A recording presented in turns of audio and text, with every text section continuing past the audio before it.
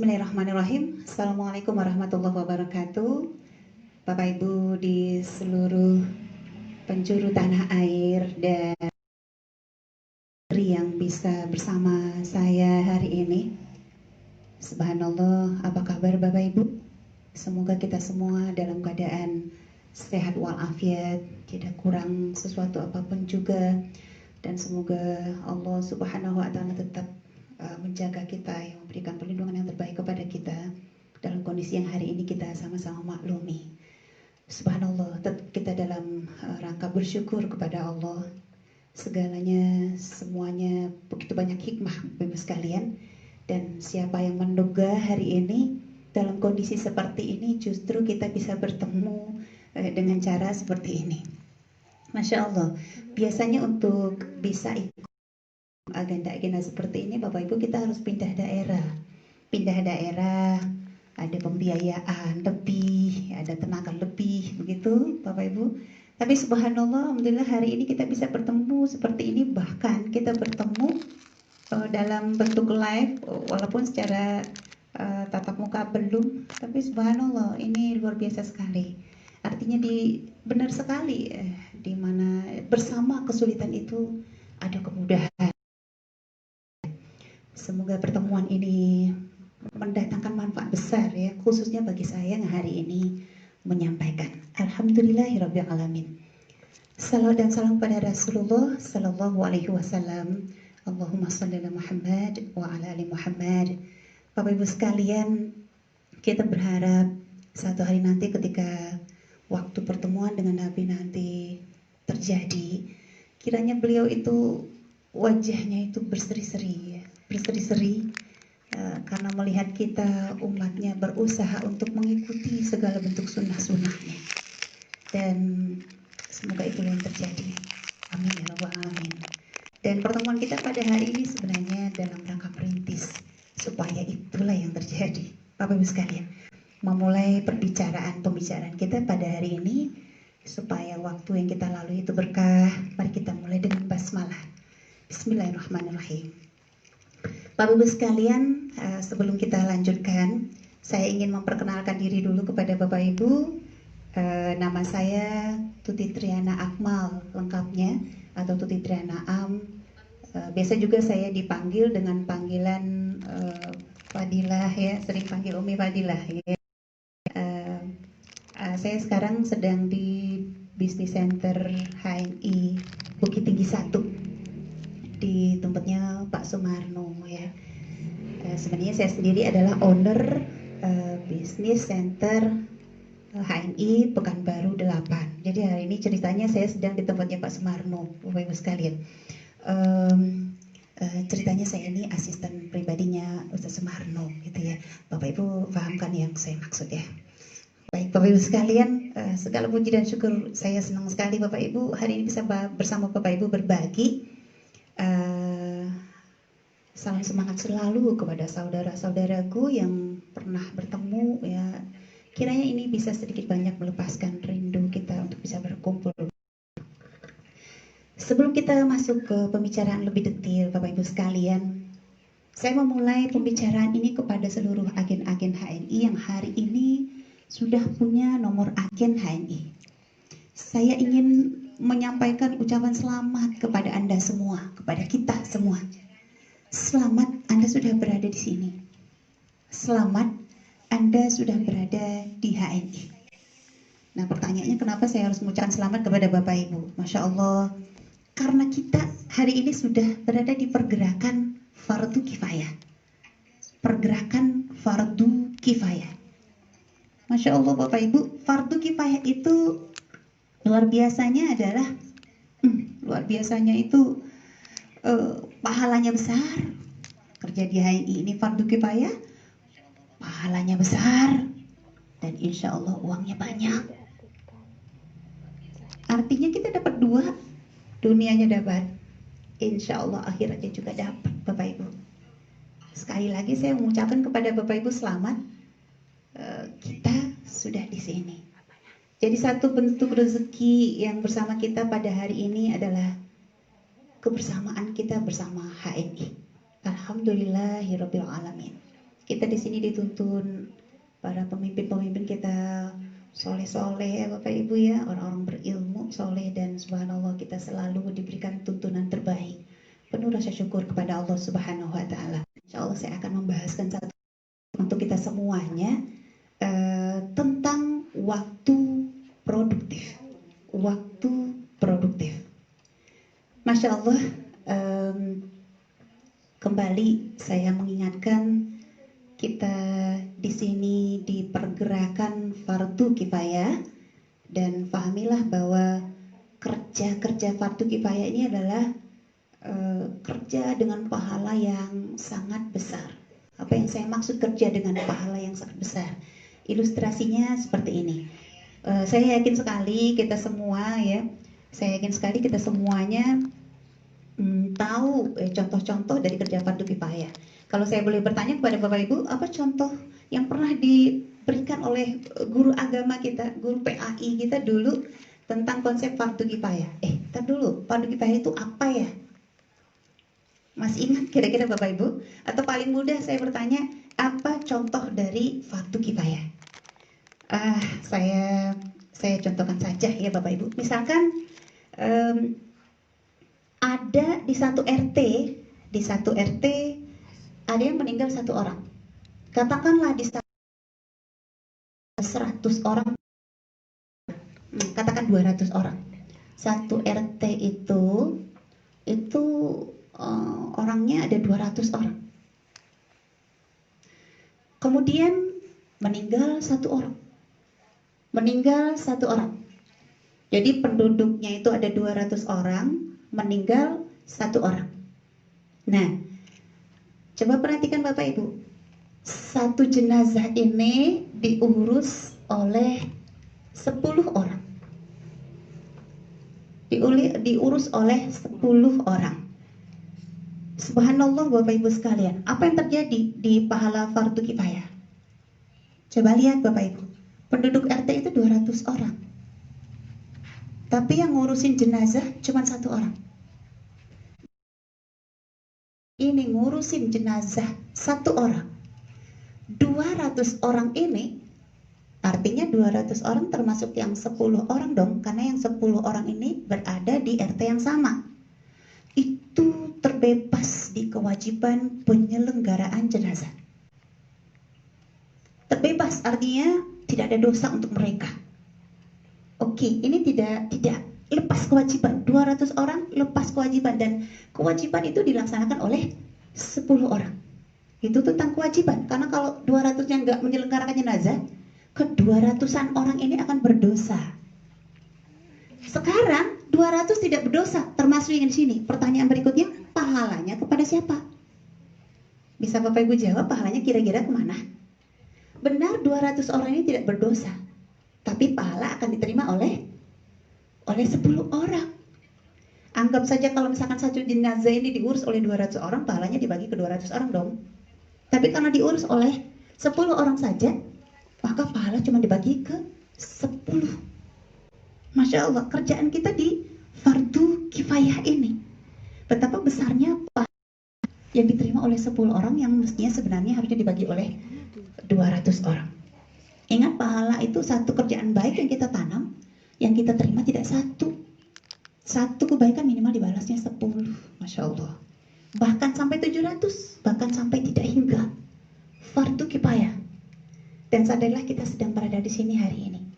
Masya Allah Bapak Ibu. Ini kalau saya hitung-hitungan begini, betapa besar, berapa besar yang diterima mereka? Ya pasti besar lah Bapak Ibu ya. Kebayang nggak misalkan satu ruangan berisi 1000 orang, terus satu orang melafazkan salam. Satu ruangan yang berisi 1000 orang itu yang menjawab salam cuma satu.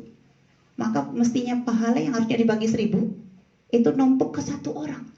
Itu pasti besar sekali ya Bapak Ibu ya. Ini sarjana ekonomi paling mengerti ini. Wih, ini untung besar gitu ya. Masya Allah. Kiranya pembahasan yang sederhana ini bisa kita pahami bahwa kita sebenarnya benar-benar harus tak obsesi di kerja kita sebagai agen HNI. Masya Allah. Saudara kita yang sudah memproduksi misalkan sabun, itu ternyata mereka mendapatkan, Masya Allah, begitu banyak keuntungan. Pertama, Sabun yang mereka produksi yang sudah terjamin halal itu bisa mereka pakai sendiri. Halal lah tubuh mereka. Yang terjamin halal itu halal lah tubuh mereka. Tapi begitu mereka jualkan, kita yang halal bukan hanya tubuh orang yang membuat. Bahkan Masya Allah hari ini terhalalkan berapa luas se-Indonesia ya. Se-Indonesia terhalalkan. Yang buat sabunnya cuma satu, yang halal tubuh se-Indonesia. Berapa besar pahala orang yang menghalalkan tubuh se-Indonesia ini? Cemburu nggak kita Bapak Ibu? Ya bener, mestinya cemburu. Normalnya kita tuh cemburu. Kalau nggak cemburu, kurang normal ya. Masya Allah, mesti kita cemburu. Jadi karena kita nggak bisa dapat pahala di memproduksi, kan kita tidak semuanya bisa memproduksi. Maka yang bisa kita lakukan adalah, kalau kita nggak bisa memproduksi, kita ambil satu lagi sisi fardu kifayah, yaitu mendistribusikan. Jadi fungsi kita sebagai agen HMI hari ini adalah pendistribusi, orang-orang yang mendistribusikan produk supaya kita tetap dapat pahala fardu kifayah. Jadi selamat, sekali lagi saya katakan kepada Bapak Ibu, selamat kita pergerakan fardu kifayah. Kita memang sangat beruntung, alhamdulillah ya. Apa yang kita mau katakan, terima kasih Pak Bu mentor gitu ya, telah mendorong saya ke sini, Masya Allah ya. Makanya saya tidak heran katakan bahwa pergerakan kita hari ini, bergeraknya kita di HI hari ini, keuntungannya benar-benar besar Bapak Ibu. Udahlah pahalanya besar, insya Allah uangnya juga bisa sangat banyak. Oh luar biasa. Baik Bapak sekalian, kita lanjutkan. Bapak Ibu, saya awali dengan satu pertanyaan kepada kita semua. Dengan satu pertanyaan. Apa pertanyaannya? Anda ya, pernahkah Bapak Ibu mengamati, ini misalkan terjadi di sebuah gang. Ada sebuah gang, yang gang itu hanya bisa dilewati oleh satu mobil dan satu pejalan kaki, atau satu mobil dengan satu orang yang pakai sepeda motor. Jadi kebayang Bapak Ibu ya, ada satu orang jalan di sebuah gang, yang gang itu sendiri ukurannya hanya muat, yang lewat itu satu mobil dan satu pejalan kaki. Oke, ada si A yang sedang lewat di situ, katakan begitu. Bapak Ibu, tiba-tiba ketika si A berjalan di gang itu, tiba-tiba dia mendengarkan ada suara di belakangnya, itu suara mobil mau lewat. Ya. Nah, kira-kira bagi Bapak Ibu, nih saya mau ngajak kita sama-sama membayangkan peristiwa ini, dan kira-kira apa yang akan terjadi gitu ya. Apa yang akan terjadi? Si A yang sedang berjalan di gang, kemudian di belakangnya ada mobil. Si A sedang berjalan agak ke tengah. Ada beberapa kemungkinan yang akan terjadi, yang akan dilakukan oleh si A ini. Yang pertama, si A akan langsung miring ke kiri, bergerak ke kiri, minggir ke kiri gitu ya. Kemudian membiarkan mobil itu jalan. Setelah mobil itu lewat, si A tetap fokus dengan kerjanya, membiarkan mobil itu lewat, dan dia tetap fokus dengan kerjanya. Apapun dilakukan waktu itu, dia tetap fokus dengan pekerjaan itu. Itu satu. Yang kedua, si A tetap jalan di tengah. Paling-paling dia hanya melakukan mempercepat sedikit pergerakannya, berjalan agak lebih cepat, dan membiarkan mobil itu tetap berada di belakangnya. Apa kira-kira yang akan terjadi Bapak Ibu? Biasanya kalau supirnya nggak sabar, dia biasa memberikan kode, misalnya memberikan klakson gitu ya. Sebenarnya klakson itu kata-katanya apa? Minggir dong begitu ya. Minggir dong. Nah, ada yang kedua nih, si A ini tetap berjalan di tengah dan membiarkan mobil itu tetap di belakangnya sampai ujung jalan. Itu yang kedua. Dan ada yang ketiga, si A ini menggeser badannya ke kiri, kemudian sedemikian rupa memiringkan badannya, memberikan keleluasaan untuk mobil ini lewat supaya tidak terganggu dengan badannya. Lalu si A ini, di wajahnya ini dihiasinya pula dengan senyuman keikhlasan. Seakan-akan senyumannya itu mengatakan, silakan lewat. Anda punya mobil wajar, Anda lewat duluan gitu ya. Saya jalan kaki, ya disinilah posisi saya. Silakan. Dari tiga keadaan, tiga keadaan atau tiga respon tadi, Bapak Ibu bisa nggak kira-kira Bapak Ibu memikirkan kalau kita sekarang sedang bicara tentang sukses besar, kira-kira di tiga respon itu, respon ketiga, respon yang mana yang kira-kira berefek kepada si A ini, supaya si A ini nanti akhirnya bermuara menjadi seorang pebisnis besar atau seseorang yang sejatinya besar. Bapak Ibu bisa memberikan jawaban? Saya yakin Bapak Ibu menjawab di respon yang ketiga, yaitu si A ini memberikan jalan ke lapangan.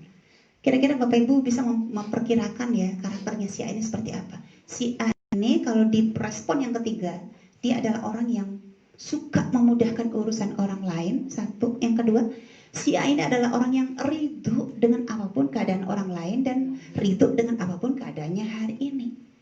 Masya Allah, logikanya seseorang yang suka memberi kelapangan kepada orang lain itu yakin bahwa dia akan menerima begitu banyak kelapangan di dalam hidupnya. Sesungguhnya satu yang kita tanam pasti kita akan kan yang lainnya. Banyak kemudian satu kemudian kita tanam, kita berikan kepada orang lain, insya Allah kita akan menuai kebaikan-kebaikan berikutnya. Jadi kesimpulannya Bapak Ibu sekalian, apa yang kita bisa simpulkan pada hari ini? Ternyata untuk besar itu kita perlu karakter besar.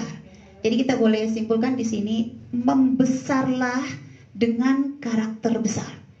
Membesarlah dengan karakter besar. Jadi nanti ketika kita benar-benar sudah besar, kita jadi sejatinya orang-orang yang besar. Jadi dalam pandangan kasat mata hari ini kita bisa melihat begitu banyak orang besar tapi dia punya karakter yang kecil. Dan kita berdoa kepada Allah kita tidak seperti itu. Jadi ketika kita nanti membesar, bergerak yang menuju titik besar itu, kita berharap kita benar-benar sejatinya adalah orang yang besar. Masya Allah ya Bapak Ibu sekalian.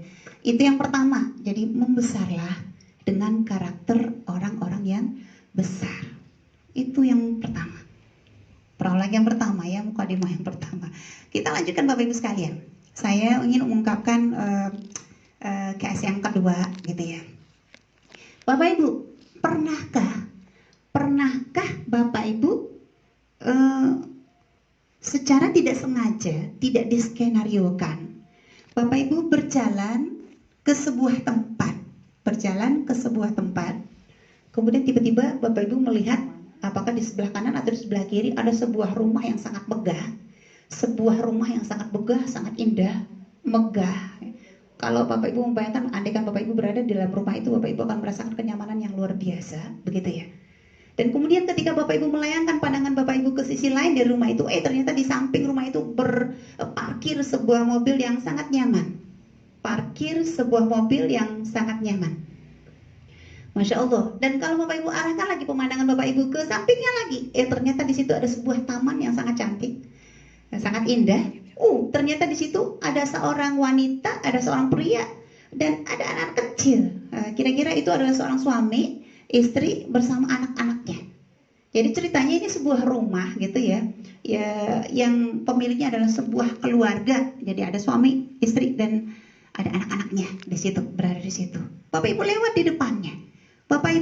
di depannya. Biasanya kalau Bapak Ibu lewat di depan rumah yang seperti ini, Bapak Ibu melakukan apa sih? Biasanya. Apakah Bapak Ibu lewat begitu saja? Atau ketika melihat rumah itu Bapak Ibu nggak ada kesan apa-apa gitu? Jadi ada beberapa kejadian. Yang pertama, Bapak Ibu lewat di depan rumah nggak ada kepikiran apa-apa. Yang kedua, mungkin saja Bapak Ibu lewat di depan rumah, sempat Bapak Ibu akan memelankan langkah Bapak Ibu, kemudian berpikir, subhanallah, indah sekali rumah itu, Masya Allah, indah sekali rumah itu. Kemudian berlalu begitu saja. Yang ketiga, ada kemungkinan Bapak Ibu mikirnya begini, Masya Allah, indah sekali rumah itu. Andaikan itu adalah rumah saya, kapan kira-kira saya bisa memiliki rumah seindah itu? Jadi ada beberapa respon kemungkinan bisa terjadi pada diri kita. Kalau saya boleh bertanya kepada Bapak Ibu, biasanya respon yang terjadi pada diri kita selama ini seperti apa? Apakah kita termasuk orang yang lewat begitu saja? Yang kedua, mengamati sebentar, kemudian tak ada kesan apapun pada diri kita, tidak ada keputusan apapun. Yang ketiga, yang terjadi, kita berpikir bagaimana kalau sayalah pemilik rumah itu. Ketika tiga ini, Bapak Ibu, memberikan efek yang berbeda ternyata kepada diri kita. Masya Allah, subhanallah. Memberikan efek yang berbeda kepada diri kita. Oh, kalau sempat saja Bapak Ibu berpikir seperti ini, sempat Bapak Ibu berpikir, kapan kira-kira saya bisa punya rumah seperti itu? Jadi kalau sempat Bapak Ibu mengatakan kapan, maka itu jawabannya itu adalah waktu, ya. Waktu. Kalau begitu, kalau misalkan ada kata-kata kapan, karena jawabannya waktu, maka Bapak Ibu harus bergerak ke yang berikutnya, langkah berikutnya. Karena di sini yang diminta adalah waktu, maka Bapak Ibu harus tetapkan minimal, Bapak Ibu tetapkan tahunnya. Kapan? Tahun. Kalau tidak seperti ini, Bapak Ibu, yakin hampir tak terjadi perubahan apapun kepada Bapak Ibu, walaupun Bapak Ibu setiap hari lewat di depan rumah itu. Sebenarnya kalau menurut saya terlalu aneh Bapak Ibu, orang yang lewat tiap sebentar di sebuah rumah yang luar biasa nyaman, dilihat keluarganya begitu harmonis, begitu ya, tidak berefek apapun pada diri itu, menurut saya itu cukup aneh lah gitu ya. Mestinya ada rangsangan, ada stimulus kepada diri dia, membayangkan masa depannya seperti apa. Nah, Masya Allah ya Bapak Ibu sekalian, itu yang saya maksud. Awali segalanya dengan satu mimpi besar. Bermimpilah satu hari nanti kita punya rumah seperti itu. Atau ilustrasi lain, pernahkah Bapak Ibu mengantarkan saudara kita, atau mungkin tetangga kita, keluarga kita, pernah Bapak Ibu mengantarkan mereka ke, misalkan mereka akan menempuh perjalanan ke Tanah Suci, mereka akan pergi ke Tanah Suci, dan Bapak Ibu melepas kepergian mereka ke Tanah Suci, ya gitu ya. Dan subhanallah, sempatkah Bapak Ibu waktu itu berpikir ke Tanah Suci itu dia sampai menangis berlinang air mata? Sempat nggak kita berpikir, aduh kapan saya yang akan berangkat, kapan orang lain tuh melepas saya, bukan ceritanya bukan saya aja yang melepas orang gitu, kapan orang itu akan melepas saya? Dan sebenarnya Bapak Ibu, kalau sudah muncul pertanyaan pertama yaitu kapan, ini ternyata harus disambung. Banyak orang yang sudah berkali-kali ngantarkan orang haji tapi dia nggak haji. Berkali-kali ngantar orang haji tapi dia nggak haji. Jangan haji, daftar aja belum. Mestinya, normalnya, seharusnya berkali-kali ngantar orang haji, mestinya dia bergerak minimal buat tabungan haji. Wah, kalau itu di dalam tubuh ini itu bagus dan normal. Kalau nggak ada keputusan apapun, tidak ada pergerakan apapun menuju sesuatu yang sebenarnya dia juga ingin, begitu Bapak Ibu, itu ada permasalahan di pergerakan hormon tubuhnya. Jadi ada masalah ketidakseimbangan hormon. Saran saya segera minum N-Green dan Gamat ya Bapak Ibu ya. Baik Bapak Ibu sekalian, jadi harus ada cerita nih, kapan saya akan berangkat. Masya Allah, itu harus dijawab dengan waktu. Minimal Bapak Ibu tempel tahun nih. Allahu Akbar. Mulai semuanya hari ini dengan mimpi besar. Kapan saya punya rumah, katakanlah itu rumah yang nyaman seperti itu. Kapan saya haji, gitu ya. Dan seterusnya. Mimpi besar. Setelah Bapak Ibu mengungkapkan mimpi besar, berani mengungkapkan mimpi besar seperti ini, maka jangan pernah sambung dengan kata-kata tidak mungkin. Jangan pernah gugurkan dengan kata-kata tidak mungkin. Jangan pernah juga gugurkan kata-kata dengan mimpi besar itu dengan kata-kata tidak bisa. Ini tidak boleh terjadi. Karena kalau sudah Bapak Ibu rangkai begini, Saya ingin punya rumah tahun sekian, saya ingin haji tahun sekian, umroh tahun sekian. Tapi tiba-tiba muncul lintasan pikiran, apa iya saya bisa? Kayaknya nggak mungkin. Oh, itu hati-hati Bapak Ibu. Hari ini tak ada yang tak mungkin. Orang-orang yang sukses itu, Masya Allah ya Bapak Ibu, tidak pernah mengatakan pada kamusnya, tidak ada di kamusnya itu kata-kata tidak mungkin dan tidak bisa. Tidak mungkin, tidak bisa, ini tidak boleh. Ada cerita di kamus kita. Semua serba mungkin. Semua insya Allah akan serba bisa. Allahu Akbar. Biarlah Allah yang memudahkan jalan-jalan itu. Yang penting kita membuat keputusan, kemudian merancang target-target kerja kita. Setelah itu, apa Bapak Ibu lakukan? Ini tidak boleh ya. Tidak boleh. Tidak boleh. Saya ingin ingatkan kepada Bapak Ibu, punya mimpi besar itu enggak dosa. Lagian kalau mimpi kita itu kecil-kecil, Allah itu maha besar. Allah maha besar. Kita punya mimpi yang kecil, itu pelecehan itu namanya ya. Allah maha besar, ya punya aja mimpi besar. Nggak dosa kok punya mimpi besar Bapak Ibu sekalian. Maka beranilah bermimpi besar. Jangan pernah katakan dua kalimat ini, dua kata ini. Baik Bapak Ibu sekalian. Setelah itu apa yang harus kita lakukan? Visualkan mimpi Bapak Ibu itu. Berani cari di internet Bapak Ibu gambar rumah yang seperti apa yang Bapak Ibu mau. Kemudian berani cari gambar Ka'bah, apalagi Bapak Ibu mobil kah atau apa. Berani cari gambarnya di internet, di print, tempel di dinding Bapak Ibu sekalian. Kalau minimal kita sholat fardu 5 kali sehari semalam, itu selesai sholat, lihat itu gambar, lihat lagi gambar itu. Lihat, ingat, saya ingin ingatkan bahwa ketika kita melihat gambar itu, ketika kita sering melihat gambar itu, kita insya Allah tidak akan lupa kalau kita ingin mimpi besar kita ini jadi. Masya Allah ya Bapak sekalian. Kiranya dengan pembahasan ini awal yang baik bagi kita untuk memberikan stimulus kepada kita untuk mengatakan pada diri kita, saya juga berhak menjadi orang sukses. Karena semua kita berhak untuk sukses. Tidak hanya saya, tidak hanya saudara-saudara kita hari ini ya, yang hari ini di HID sudah membuktikan ya Masya Allah ya. Dari sisi apapun penghasilan atau apalah begitu Bapak Ibu pandang, walaupun hari ini Bapak Ibu adalah seorang api, Bapak Ibu juga adalah orang yang berhak untuk sukses besar. Katakan berulang kali, saya juga adalah salah satu orang yang berhak untuk sukses besar. Bisa Bapak Ibu? Dan saran saya, biasakan setelah Bapak Ibu bangun tidur setiap pagi. Ini yang saya lakukan ya.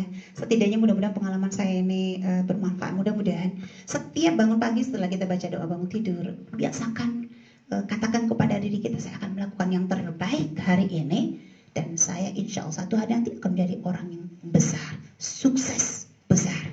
Katakan berulang kali, dilafazkan supaya didengar oleh telinga kita, direspon oleh sistem saraf kita. Kemudian dari sistem saraf kita nih, otak ini kalau sudah mengolah ini, dia memberikan instruksi ke sistem saraf, dan kemudian dari sistem saraf itu dia bekerjanya ke hormon. Hormon itu protein penggerak tubuh, maka gerakan tubuh kita berbeda Bapak Ibu sekalian, mencepat dia, semangatnya lebih kuat Bapak Ibu sekalian. Subhanallah. Lafazkan. Efeknya insya Allah akan sangat berbeda. Baik Bapak Ibu sekalian. Nah, kita lanjutkan Bapak Ibu. Tadi kita sudah membahas, mulailah semuanya dengan mimpi besar. Nah, pertanyaan berikutnya adalah, inginnya kita ini mimpi besar ini cepat terjadi atau lama terjadi? Cepat terjadi atau lama terjadi? Bapak Ibu bisa jawab nggak ya? Saya nggak yakin jawaban Bapak Ibu adalah lama terjadi. Normal ya, kita bicara normal atau enggak normal aja nih. Normalnya semua orang ingin mimpi besarnya ini cepat terjadi. Bapak Ibu setuju nggak dengan kata-kata saya ini? Normalnya adalah semua orang ingin mimpi besarnya ini cepat terjadi. Termasuk saya. Iya.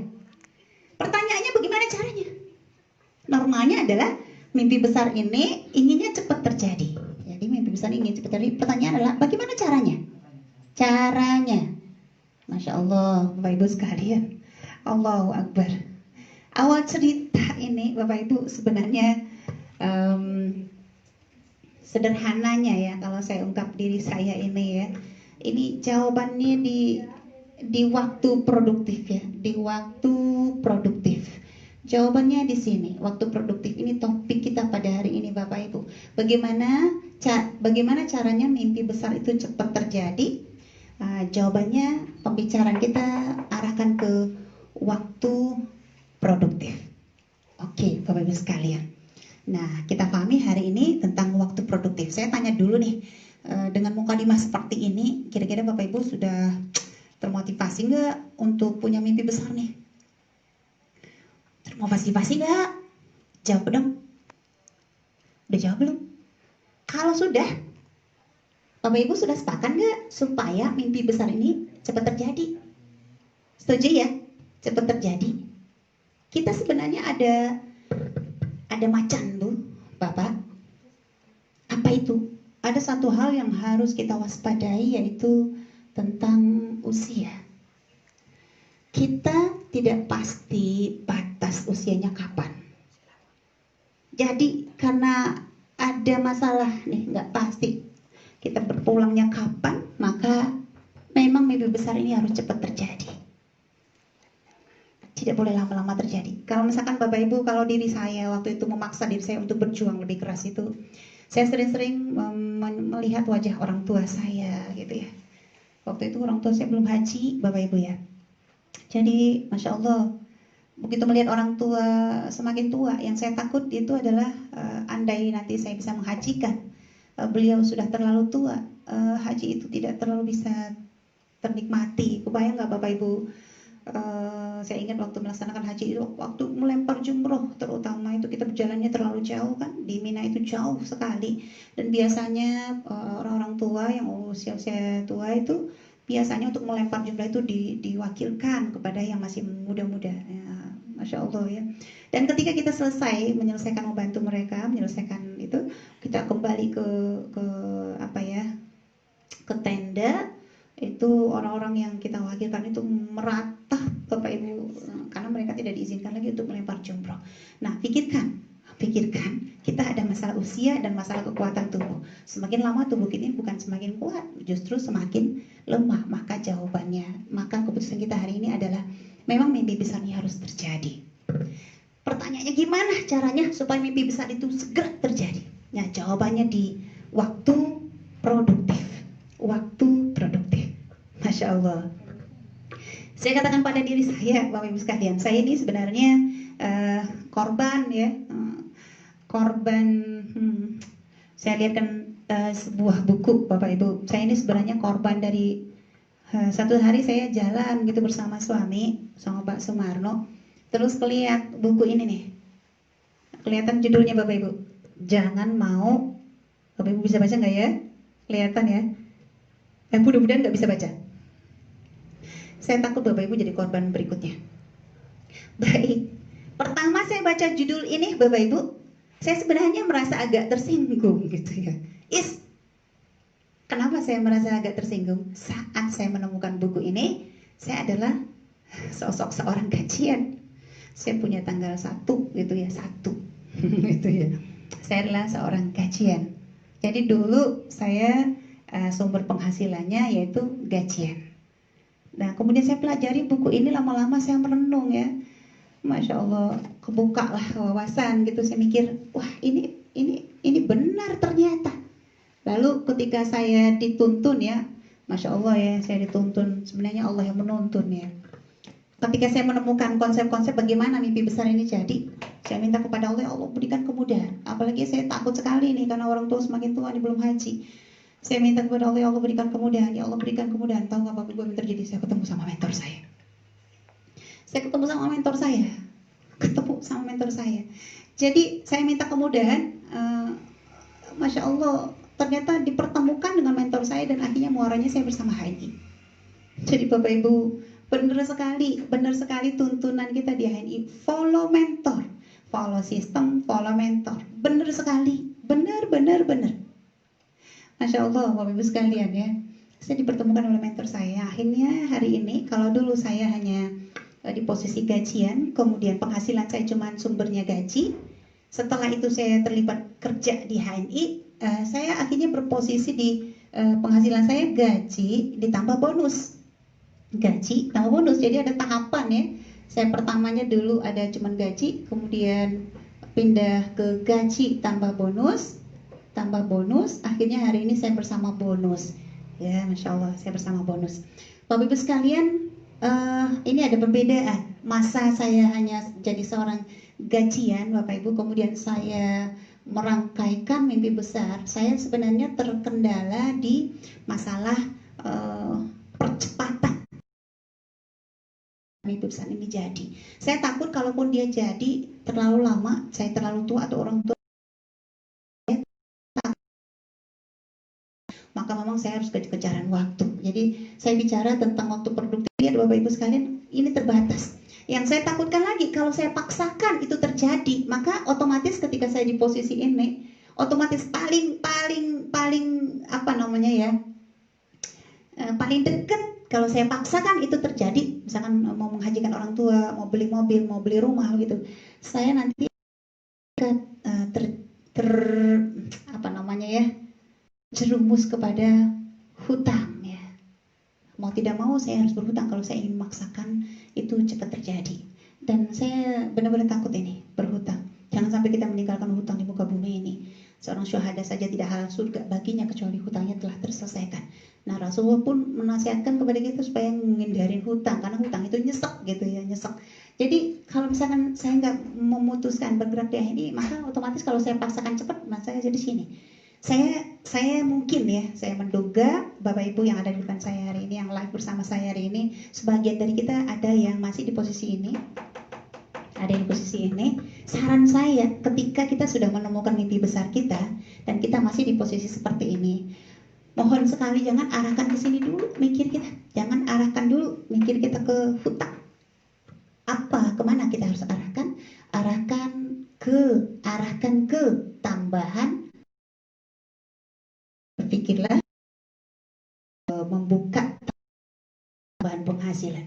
Minta sama Allah, dan subhanallah hari ini Bapak Ibu sudah punya nomor agen HNI. Sebenarnya bersama HNI ini satu cara Allah mengabulkan doa-doa kita ya.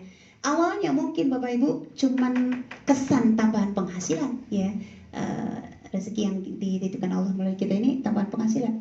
Jadi akan ada kejadian kalau orang gajian, ada kejadian pertama gajinya, jadi ada kejadian di ini gaji besar dari bonus.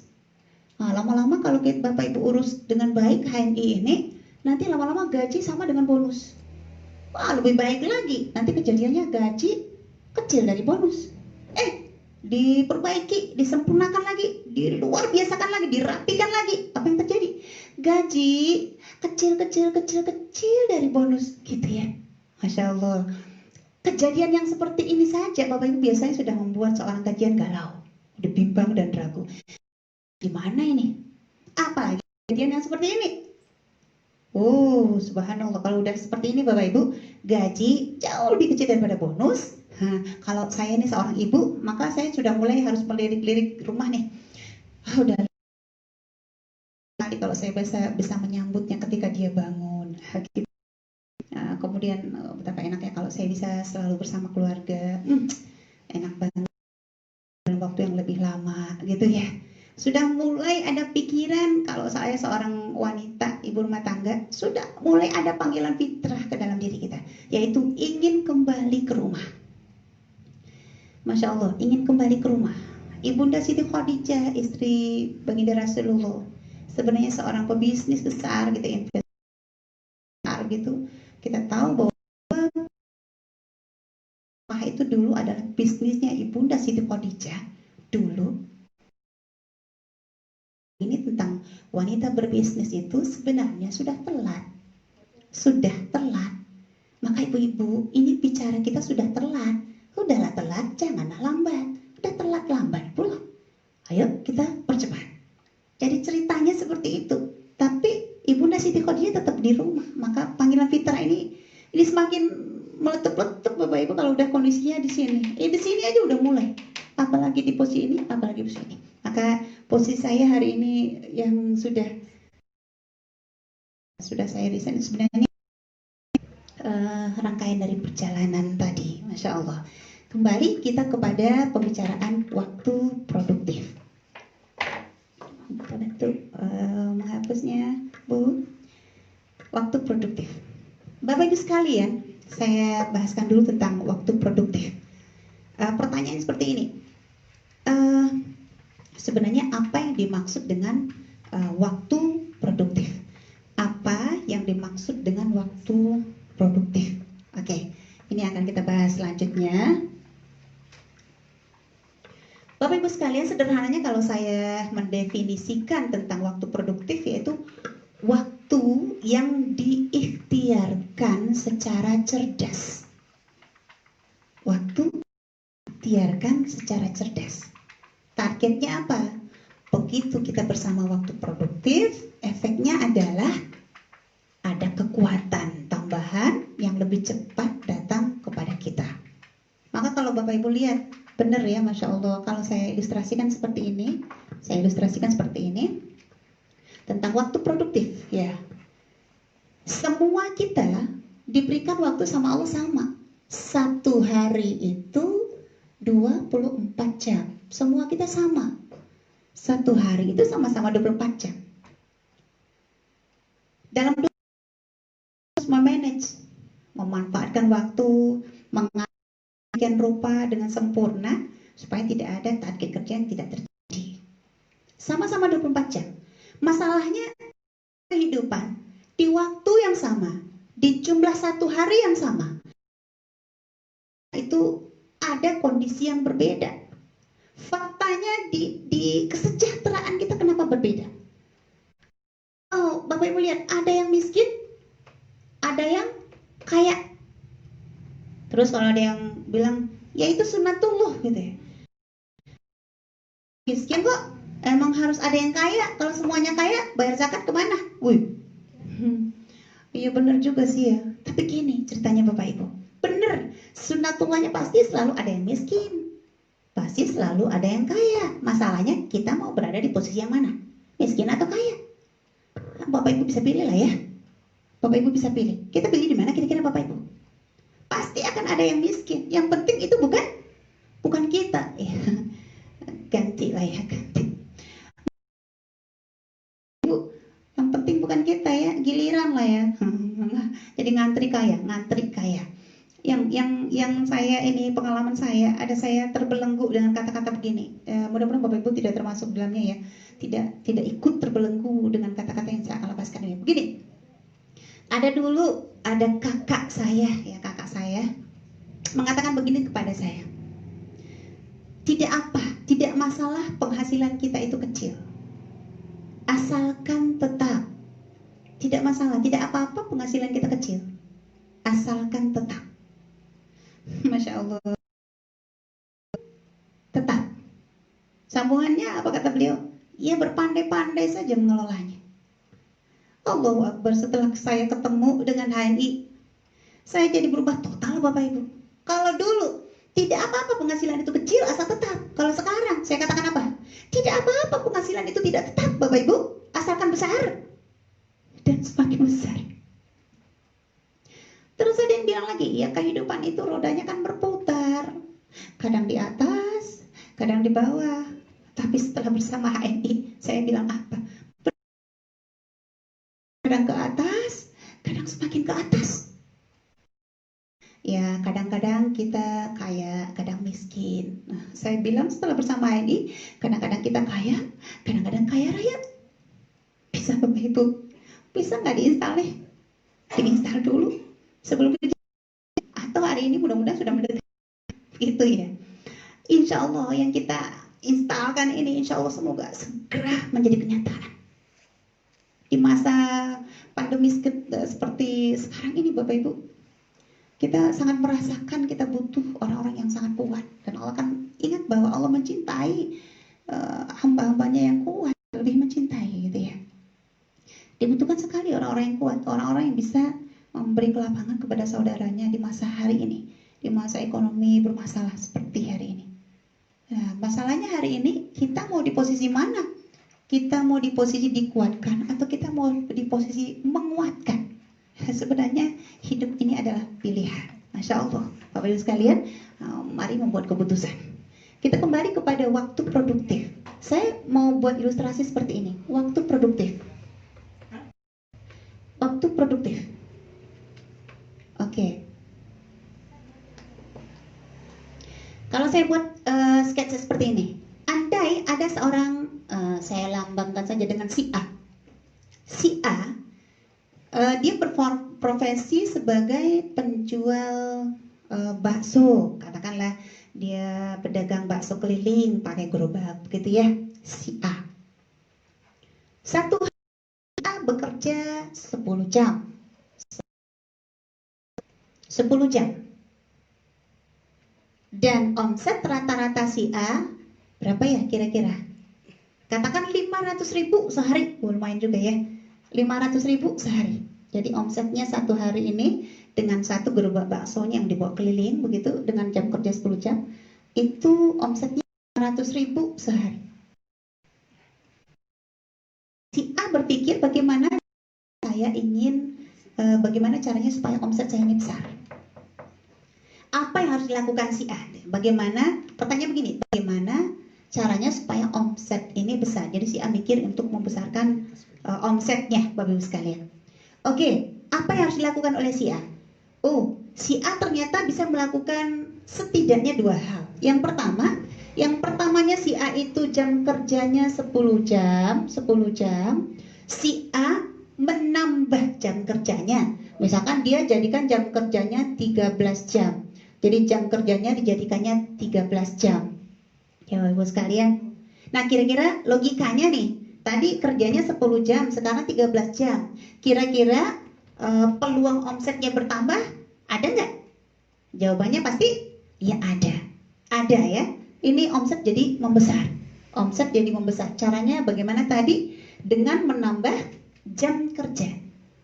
Tapi seberapa besar pun si A menambah jam kerja, dia tidak akan mungkin menggunakan waktu 24 jam untuk terus-menerus bekerja.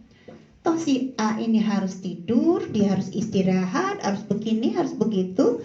Dan itu untuk jualan itu nggak 24 jam, dia nggak mungkin jualan dalam waktu 24 jam Bapak Ibu. Akan ada waktu untuk agenda-agenda lain, kegiatan-kegiatan yang lain begitu.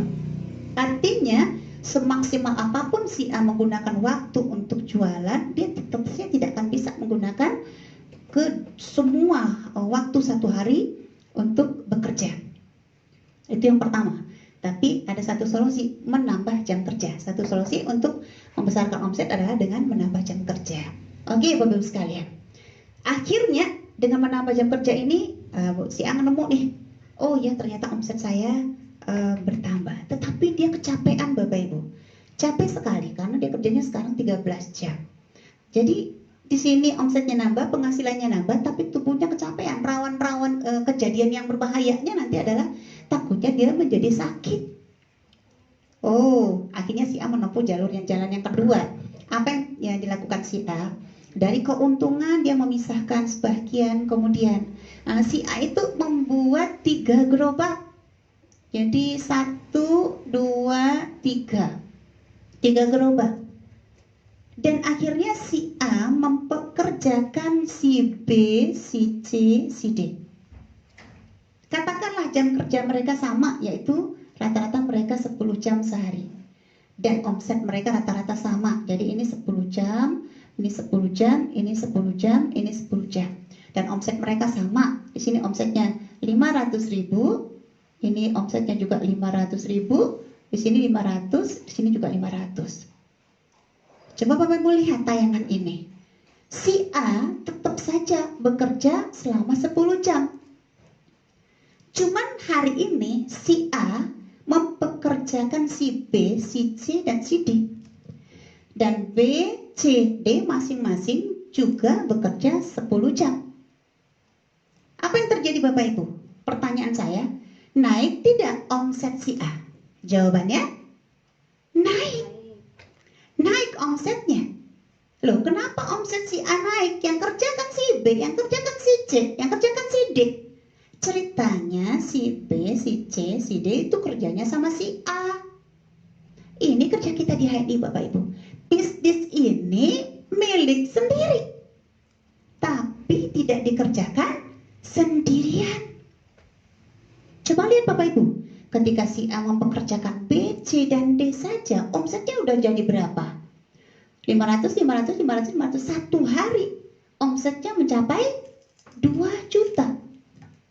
Tapi dia tetap bekerja selama 10 jam. 10 jam. Omset naik, pasti penghasilannya naik. Omsetnya naik, pasti penghasilannya naik. Jadi menaikkan penghasilan itu dengan cara menaikkan omset. Itu baru 3 orang yang dipekerjakan oleh si A. Bagaimana kalau si A ini mempekerjakan 100 orang? Bu, Masya Allah. 10 orang saja Bapak Ibu, 10 orang, katakanlah di sana itu 10 orang. Ada si E, si D, dan seterusnya begitu ya. 10 orang dipekerjakan si A. Bapak Ibu bisa membayangkan berapa kenaikan omset. Yang pertamanya 3 orang saja sudah 2 juta sehari. Oke, kalau si A itu mempekerjakan, katakan 1000 orang. Maka apa yang terjadi dengan omset? Oh, kalau 1000 orang, 1000 kali 500, masing-masing anggap saja bekerja 10 jam sehari. 1000 kali 500, udah berapa? 500.000 tambah omsetnya si A. Bapak Ibu kebayang besarnya omsetnya? Benar. Omsetnya akan meledak dalam 1 hari. Jadi Bapak Ibu dapat kata kunci, bagaimana caranya membesarkan penghasilan? Dengan membesarkan omset. Bagaimana caranya efektifnya membesarkan omset? Jawabannya adalah dengan membesarkan sistem. Nah, pertanyaannya, sistem si A ini sekarang siapa? Ini sistemnya si A ini. Orang-orang yang di pekerjaannya adalah sistemnya dia. Nah, ini yang kita katakan berbisnis Bapak Ibu. Jadi kalau di bisnis itu sistem. Jadi uang itu dari sistem. Oke, Bapak Ibu. Jadi semakin banyak orang yang dipekerjakan di sini, maka omset akan semakin besar. Itulah gunanya kita merekrut di HNI. Jadi apa gunanya merekrut? Untuk memperbesar sistem kita, sistem bisnis kita. Bapak Ibu sekalian. Nah, sebelumnya tentang rekrut gesit PCA sudah dibahaskan oleh Bapak Haji Rofik Ananto gitu ya. Beliau sudah mengungkapkan tentang gesit PCA. Disinilah luar biasanya kita efek dari perekrutan itu Bapak Ibu sekalian. Ini waktu produktif. Coba lihat, kita ulang kembali. Nanti Bapak Ibu sekalian, ketika si A bekerja sendirian, tetap saja si A ini tidak bisa bekerja selama 24 jam. Tapi ketika si A ini bekerja dengan sistem, ternyata sekarang 3 orang saja yang dipekerjakan dia sudah bekerja sebenarnya berapa? 1, 2, 3, 4, 40 jam. Jadi sebenarnya dengan melibatkan 3 orang ini si A jam kerjanya sekarang menjadi 40 jam, Masya Allah. Padahal 1 hari cuma 24 jam. Tapi karena si A ini bekerja dengan sistem, oh subhanallah, ternyata si A bekerja sama dengan 40 jam. Ini yang dimaksud dengan waktu produktif. Nah, ada selentingan kata-kata yang kita sering dengar di lapangan. Ada kata-kata begini, kerjaan seperti ini itu ngerjain namanya. Nah, saya tanya lagi, ngerjainnya seperti apa? Itu kan ngerjain si B, si C, si D. Lah, ini usaha milik si A loh Bapak Ibu. Jadi wajar kalau omset si B, si C, si D itu adalah omsetnya si A. Lah, itu kan dia yang bekerja. Masya Allah Bapak Ibu sekalian, Allah. Sebelum si B kerja dengan si A, si B ini tidak berpenghasilan. Dan sebenarnya si A telah menghadirkan sumber penghasilan untuk si B ketika dia direkrut untuk bekerja bersama dia. Artinya di mana posisi si A? Sebagai penolong kepada si B, sebagai penolong si B. Oke, jadi benar nggak nih si A ini menzolimi si B? Jawabannya, ya nggak benar. Masya Allah, sebelumnya si B ini kalau dia seorang laki-laki, punya istri, punya anak 2 begitu, yang direkrut oleh si A bekerja sebelumnya tidak berpenghasilan, setelah dia bekerja dengan si A, akhirnya dia bisa membiayai keluarga. Masya Allah, ini luar biasa seorang pebisnis itu Bapak Ibu. Dia membukakan lapangan kerja kepada banyak orang. Pada banyak orang. Subhanallah, coba lihat Bapak Ibu, kalau si A ini merekrut menjadi karyawannya sebanyak 1.000 orang, 1.000 orang nggak jadi pengangguran. Keren nggak si A itu? Keren, Masya Allah. Kita cari orang-orang yang keren begitu tuh Bapak Ibu. Wah, sepertinya Bapak Ibu deh ya. Bapak Ibu deh kayaknya. Insya Allah, kita semua, kita ingin menjadikan begitu banyak orang menjadi berpenghasilan. Kalau bisa berpenghasilan tanpa batas. Dan penghasilan tanpa batas ini yang subhanallah, yang insya Allah akan ketemu ketika kita fokus kerjanya di HMI. Jadi kalau boleh saya sentuhkan tentang kata-kata fokus, Bapak Ibu, fokus itu dulu waktu kita kecil, waktu SD, saya pernah belajar untuk pakai apa itu namanya, kaca pembesar itu ya, loop. Kalau loopnya kita buat fokus, ada matahari begitu, kita buat loopnya fokus, kemudian di bawahnya ada kertas. Kalau dia fokus dijadikan satu titik kecil begitu Bapak Ibu, ada matahari, ada loop kaca pembesar itu, kita lihatkan pada matahari, dibuat cahayanya, di bawahnya ada kertas nih, kita buat jadi kecil, itu kertasnya bisa terbakar. Itu kekuatan fokus Bapak Ibu. Fokus, Masya Allah, fokus. Jadi saya sangat menyarankan kepada Bapak Ibu, begitu Bapak Ibu daftar jadi agen HNI, yang dipromosikan ya HNI dong, yang dipromosikan yang HNI dong gitu ya. Jadi kita daftar jadi agen HNI yang promosikan yang lain. Pertama, kalau Bapak Ibu sudah punya mitranya nggak terlalu percaya sama Bapak Ibu, orang HNI promosikan yang lain, jadi mitranya nggak bisa dapat contoh dari kita. Jadi subhanallah, di HNI ini banyak sekali pembelajaran yang akhirnya kita akan dapat Bapak Ibu sekalian. Akan banyak sekali di perjalanan kita nanti. Ya kalau Bapak Ibu ingin sukses bersama HNI, promosinya HNI dong. Seperti apa promosi? Wah, kemana-mana orang tahu kalau Bapak Ibu tuh HNI. Sampai-sampai kalau saya ada namanya ada dua, kalau saya Tuti yang mana sih? Tuti HNI gitu ya. Langsung saya disambungkan dengan HNI. Dan saya menyambungkan HNI dengan tampilan saya. Bapak Ibu lihat saya pernah juga pada label HNI, ya pin ada HNI, ada aja yang membuat orang menyimpulkan ini ada hubungan dengan HNI gitu ya. Kemana-mana bawa label, ya Masya Allah. Bahkan waktu saya masih jadi orang gajian, tetap saja ada label HNI di badan saya ini. Apa di buku saya, apa di tempelan stiker saya, ada saja. Menyebabkan orang itu kalau misalkan udah ingatnya butuh itu ingatnya HNI, gitu, itu HNI. Masya Allah. Baik Bapak Ibu sekalian, ini yang kita maksud dengan waktu produktif. Ingat Bapak Ibu sekalian, semakin baik Bapak Ibu, semakin besar waktu produktif ini Bapak Ibu, semakin banyak orang. Semakin besar waktu produktif kita, semakin besar waktu produktif kita, efeknya adalah insya Allah akan semakin besar penghasilan kita. Semakin besar penghasilan kita. Apa yang harus dilakukan si A? Kita lanjutkan, apa yang dilakukan si A kepada orang-orang yang direkrutnya? Nah, kira-kira Bapak Ibu jawabannya seperti apa? Begitu si A melakukan perekrutan, apa kira-kira yang harus dilakukan si A supaya target-target yang dia tetapkan itu terjadi pada si B, jadi si D.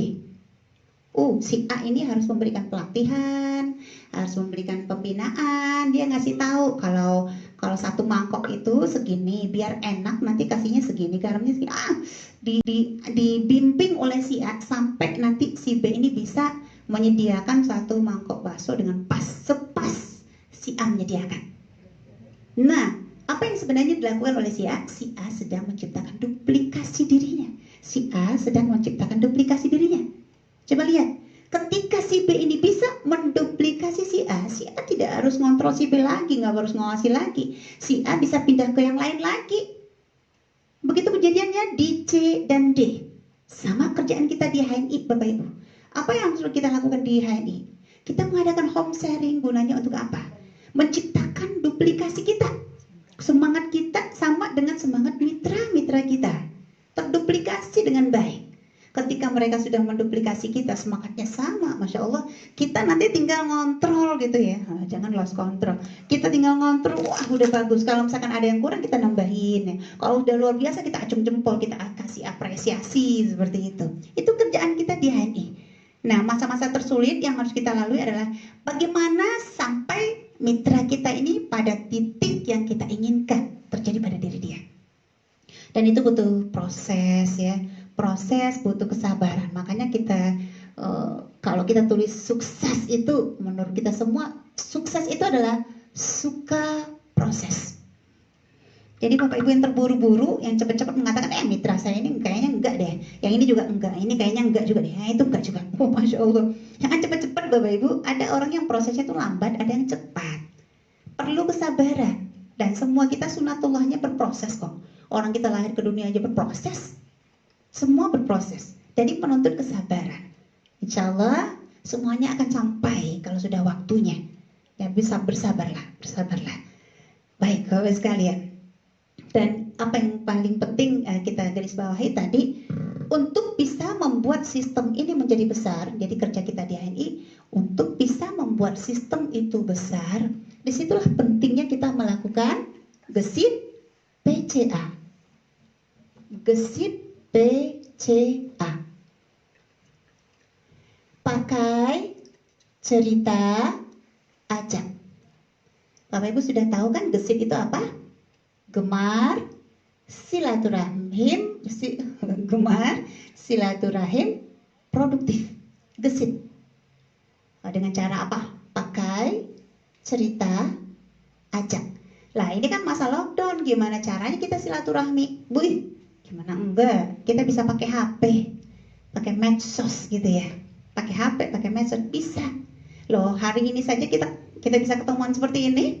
Siapa yang menyangka kita bisa home sharing seperti ini, Bapak Ibu, nggak ketemuan tapi tetap saja Bapak Ibu terasa dekat di hati, Masya Allah. Tetap saja kita bisa menambah kapasitas ilmu kita ya dengan servis dari yang disiapkan oleh perusahaan kita seperti ini. Subhanallah Bapak Ibu. Jadi benar ya, bersama kesulitan itu ada kemudahan. Bahkan ini nggak kebayang ya, saya belum pernah ke Kalimantan ya. Mitra-mitra saya di sana mudah-mudahan hari ini menyaksikan, dan mitra-mitra Bapak Ibu juga bisa menyaksikan. Saya belum pernah ke Aceh, tapi semoga saudara-saudara saya di Aceh lihat ya saya dari sini. Subhanallah, ternyata jangkauannya jadi lebih jauh. Ada mungkin yang di Hong Kong gitu ya, di Malaysia dan seterusnya. Bahkan alhamdulillah saya ada mitra dari adik saya itu di Maroko. Mudah-mudahan beliau menyaksikan juga pada hari ini yang di Maroko ya. Baik Bapak Ibu sekalian, gesit PCA. Jangan malas untuk gesit PCA. Jangan malas. Ingat, kita punya mimpi besar. Lihat Bapak Ibu, gesit PCA. PCA. Kalau Bapak Ibu akan melakukan gesit, mesti kita mulai dari posisi pemakai. Kita nggak mungkin seru orang untuk hijrah produk halal, tapi kita nggak bersama produk halal. Saya neraka untuk kita duluan ya Bapak Ibu ya. Kita seru orang dengan produk halal, tapi kita nggak bersama produk halal itu. Neraka untuk kita duluan. Ya, itu kalau saya kejaringan ngomongnya begitu ya. Ke mitra-mitra saya katakan begitu. Jangan pernah. Maka kalau misalkan ada leader-leader yang mulai bergerak gitu, saya kadang-kadang sering mampir di rumah mereka, Bapak Ibu, sering mampir di rumah mereka itu. Saya punya kebiasaan khasnya itu, Bapak Ibu, begitu mampir, saya suka bilang gini, boleh numpang ke belakang, gitu, boleh numpang ke belakang. Itu apa yang saya mau lihat, kamar mandinya. Apa yang saya cek Bapak Ibu, sabunnya, sampo-nya, odolnya, minimal itu. Jadi saya ada punya hobi seperti itu, numpang ke belakang boleh. Jadi saya mau cek itu tuh. Andai dia sudah mulai bergerak nih, udah mulai jualan, udah mulai PCA, udah mulai gesit, tapi begitu saya mampir di rumahnya, di kamar mandinya belum ada produk-produk HNI, produk halal kita. Masya Allah Bapak Ibu sekalian, saya seringnya nangis itu. Jadi lama saya keluar dari kamar mandi, lama gitu, rasanya hancur lebur gitu. Masya Allah, Anda ini gimana sih Anda suruh orang hijrah produk, Anda nggak hijrah duluan. Jadi saya bilang ini wajib Bapak Ibu. Kalau saya mau kol-kolakan wajib. Kata cikgu saya Pak Haji Erwin ya, wajib.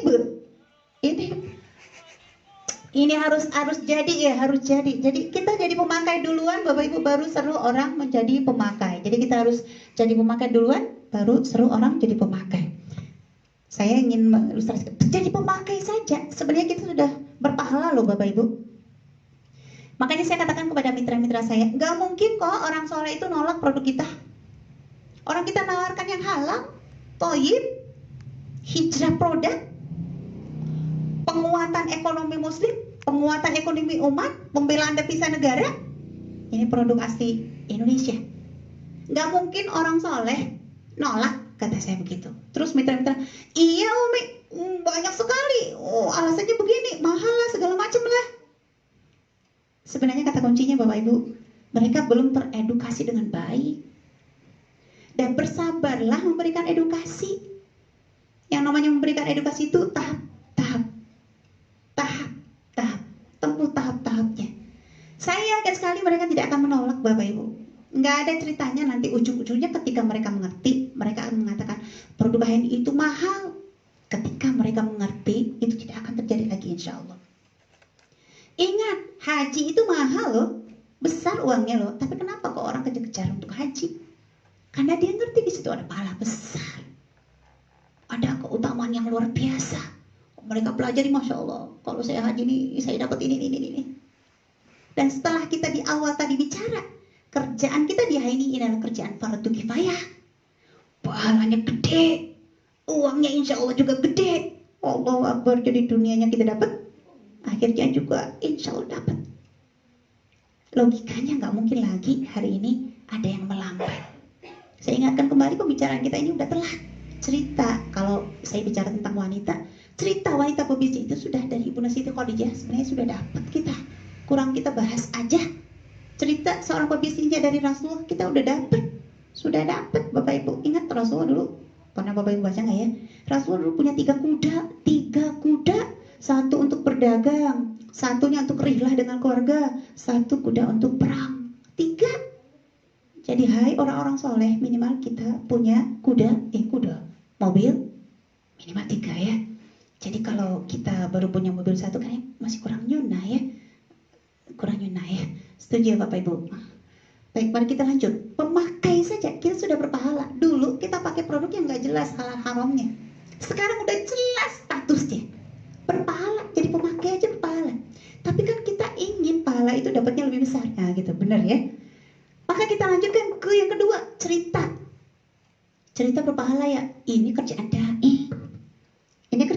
Cerita dai kan cerita tentang qiyamul lail, tentang sholat duha, tentang pentingnya berzakat. Cerita itu kan kerjaannya dai. Berpahalanya gede. Itu cerita kan cuma pakai mulut. Jadi hari ini nggak boleh ada alasan yang mengatakan saya itu nggak punya modal, kecuali nggak punya mulut. Jadi nggak boleh ada kata-kata saya nggak punya modal, kecuali nggak punya mulut. Kalau Bapak Ibu bilang nggak ada modal, saya boleh tanya nih.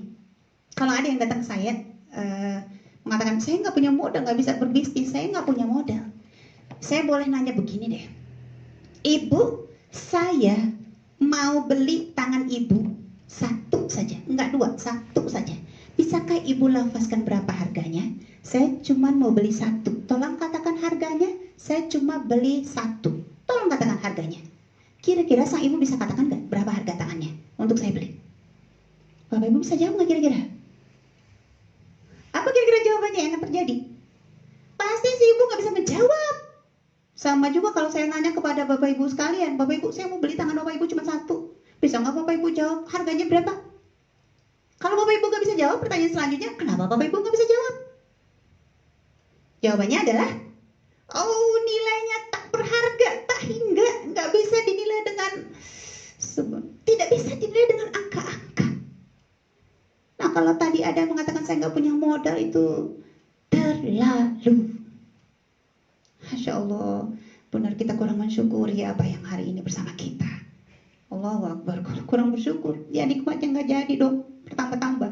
Bahkan mungkin nikmat yang ada hari ini cabut pula. Na'udzubillah. Jangan pernah katakan kita nggak ada modal.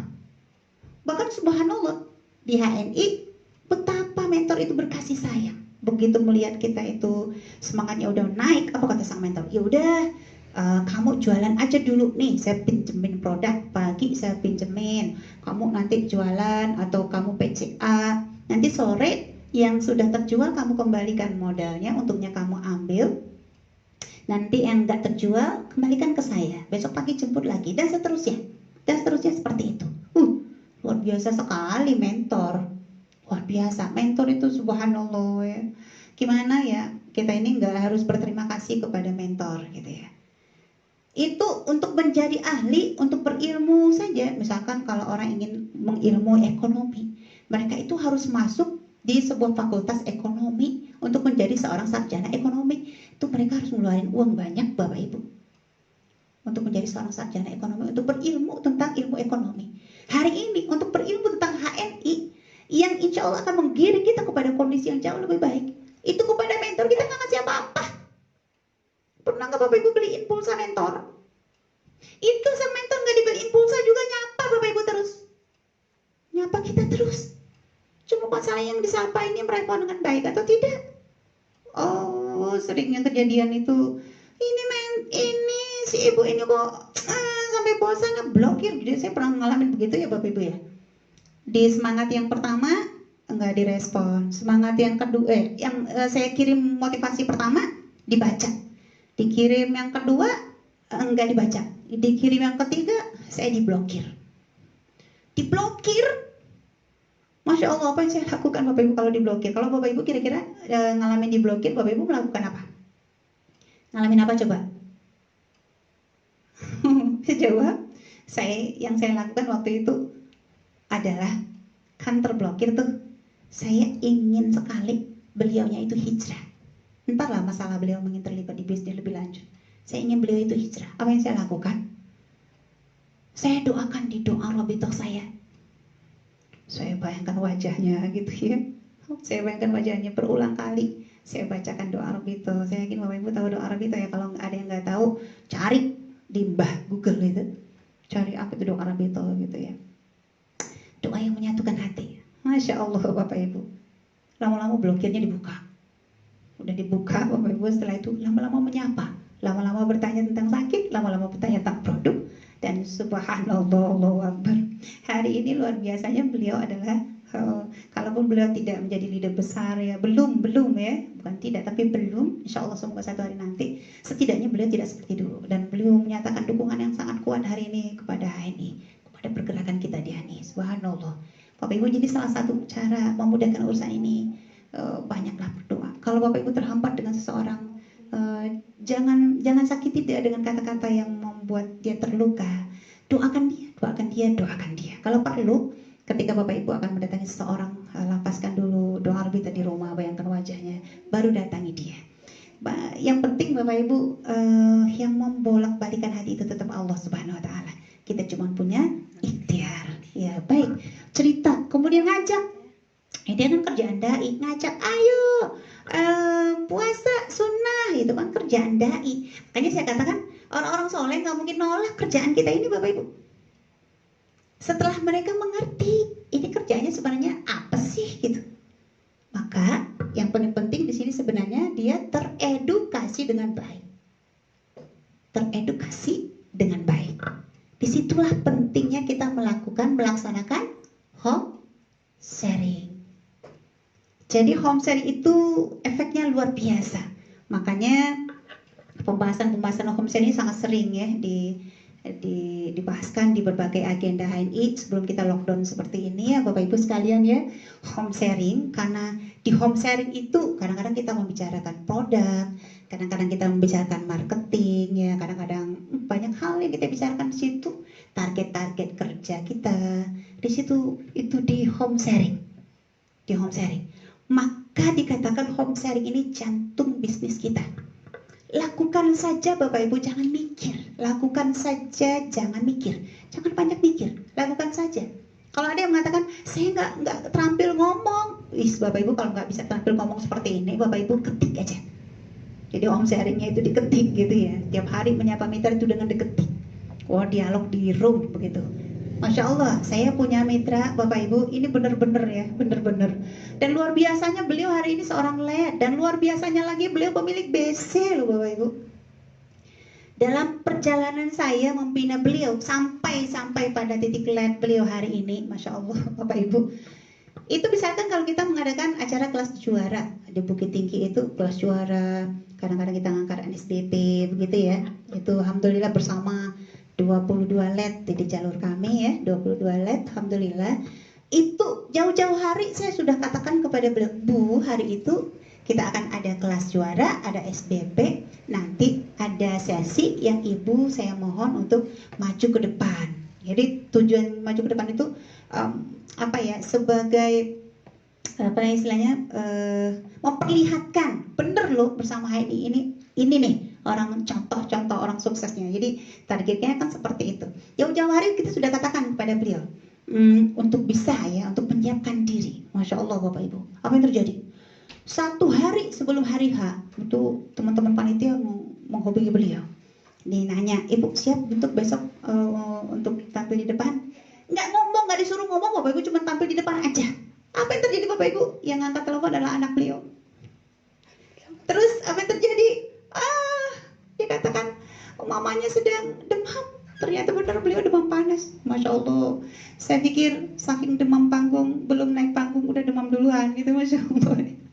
Tapi satu yang sangat membanggakan pada diri saya terhadap beliau tuh, beliau begitu tuh let. Jadi ada ini yang ngaku-ngaku, saya nggak bisa ngomong, nggak bisa ini, nggak bisa itu.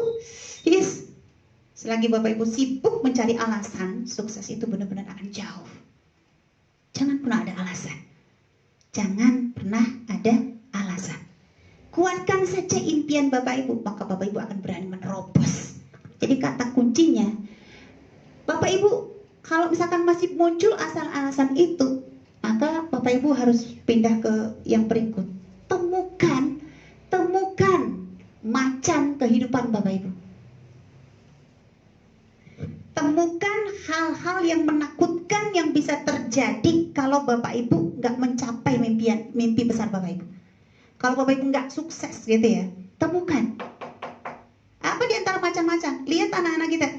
Nanti kalau misalkan anak kita tamat SMA, nggak mungkin anak kita tuh nggak jadi kuliah gara-gara kita nggak punya duit. Atau dia mau kuliah kita harus pinjam dulu.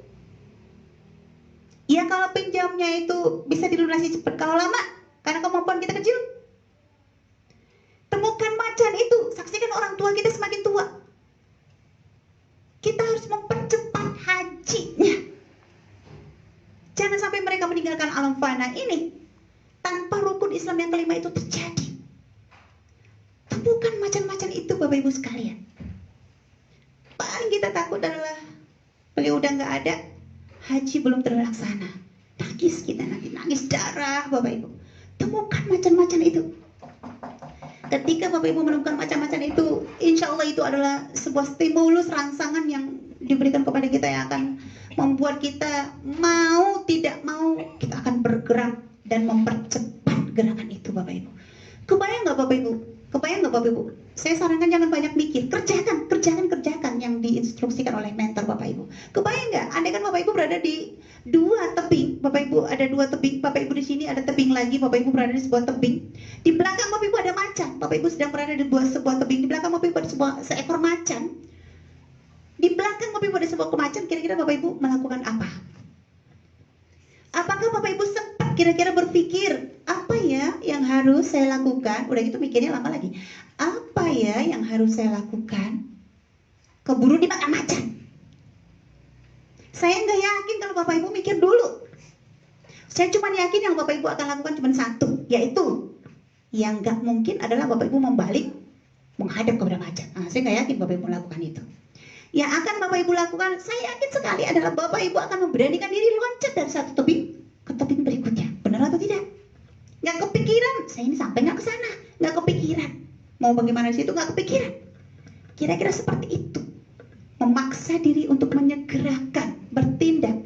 Jangan berpikir, lakukan saja. Nanti kalau ada masalah-masalah jalan, diselesaikan jalan. Ada masalah di perjalanan kita berjuang itu nanti kita selesaikan di jalan, di perjalanan itu. Jadi jangan banyak-banyak pikir, lakukan saja Bapak Ibu sekalian. Kemudian jangan ciptakan sesuatu ketakutan yang membuat kita nanti akhirnya nggak jadi bertindak. Jangan-jangan nanti dia menolak saya di PCA ini Bapak Ibu, jangan-jangan nanti diketawakan. Kalau dia ketawa, normal Bapak Ibu, dia punya mulut. Jangan-jangan saya nanti diejek, Masya Allah. Kalau dia ngejek kita Bapak Ibu, saat itu sebenarnya kita sedang menerima tempaan loh Bapak Ibu. Tempaan apa? Tempaan penguatan. Itu yang ngirim utusan edukasi itu seperti itu siapa sebenarnya? Yang punya si pemilik badan itu. Siapa? Allah. Katanya Bapak Ibu menjadi orang besar, orang kuat, orang luar biasa. Tentu perlu tempaan. Ingat, semakin tinggi pohon, semakin kuat angin menempa. Orang-orang yang hari ngejekin kita, mengatakan sesuatu yang kita tidak dibuat nyaman oleh dia, kita harus cepat berpikir, dia itu adalah utusan Allah untuk kita, untuk memberikan penguatan pada kita. Penguatan apa? Penguatan mental. Agak 10 orang aja orangnya seperti itu, ketemu sama Bapak Ibu insya Allah udah kebal. Bahkan ya Bapak Ibu bisa menebak kalau dia sudah mulai dengan kata-kata yang sudah 10 kali keluar kata-kata yang sama, Bapak Ibu bisa nyambung kalimatnya dan Bapak Ibu sudah bisa menyikapi dia dengan tepat. Kenapa? Bapak Ibu sudah ahli dengan ejekan itu, ahli mengelola perasaan. Kenapa Bapak Ibu jadi bertekad bisa mengelola perasaan? Karena Bapak Ibu yang lebih mendominasi dalam pikiran Bapak Ibu adalah mimpi besar itu supaya cepat terjadi. Mimpi besar itu supaya cepat terjadi. Itu yang luar biasa Bapak Ibu sekalian. Jadi kalahkan rasa malas ya. Ada sebuah nasyid apa katanya, urat malasnya itu dipotong ya, diputus ya. Diputus. Ya Masya Allah. Kebayang nggak saya dulu Bapak Ibu pakainya rapi, pakainya disetrika rapi, sepatunya dikiwi, dan di tangannya ada kopi. Kebayang nggak masa lalu saya sebagai orang kajian Bapak Ibu? Bagaimana kira-kira perasaan saya? Minder nggak saya? Saat itu saya merasa Masya Allah luar biasa sekali. Kenapa? Saya sedang menjalankan sunnah yang satunya lagi, yaitu sunnah berdagang. Wah, terasa meletup-letup, semangat juangnya meletup-letup. Kenapa? Dalam kepala saya, bagaimana haji mama bapak saya cepat jadi kenyataan. Jadi kalau saya dulu Bapak Ibu sekalian, macan saya ini bagaimana? Saya takut nih, takut kalau misalkan ayah ibu saya dijemput oleh Allah Subhanahu Wa Taala belum haji. Jadi kalau lihat kopi sama dulu kan minyak but-but namanya ya, kopi but-but itu, wah itu kekuatan besar bagi saya untuk membuat ya, menabung untuk kekuatan berangkatnya kedua orang. Jadi kalau kopi but-but terus sambungnya haji nih, lihat kopi but haji, kopi but, semangat saya ngebegebu untuk segera bisa menghajikan bapak saya dengan 2 kekuatan. Dulu saya nggak terlalu paham gitu marketingnya, ingatnya seperti itu. Tapi subhanallah, karena dibimbing terus oleh mentor, diadakan agenda-agenda pelatihan, bimbingan, akhirnya subhanallah, alhamdulillah saya akhirnya mengerti sistem kerja dan hari ini jadilah seperti saya hari ini. Begitu juga dengan suami saya. Alhamdulillah, insya Allah, saya juga ingin Bapak Ibu seperti kami, atau seperti leader besar yang hari ini yang sudah luar biasa, yang sudah mencapai titik-titik platinum seperti Bu Ratu Ira, Pak Firly, Pak Wisnu, Masya Allah yang luar biasa hari ini. Luar biasa Bapak Ibu. Yang luar biasanya seperti ini. Kalau ada yang mengatakan saya ini hanya orang kampung, rata-rata kita ini orang kampung Bapak Ibu. Jadi sekali lagi jangan lemahkan diri kita.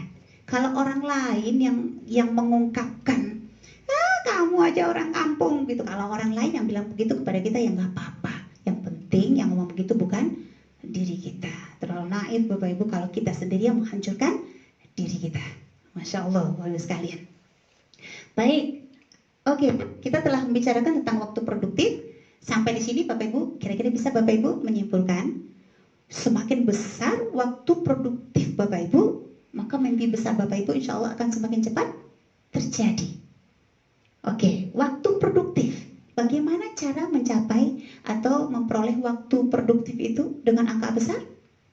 Yaitu dengan memperbesar sistem bisnis Bapak Ibu. Nah, siapa yang terlibat di sistem itu?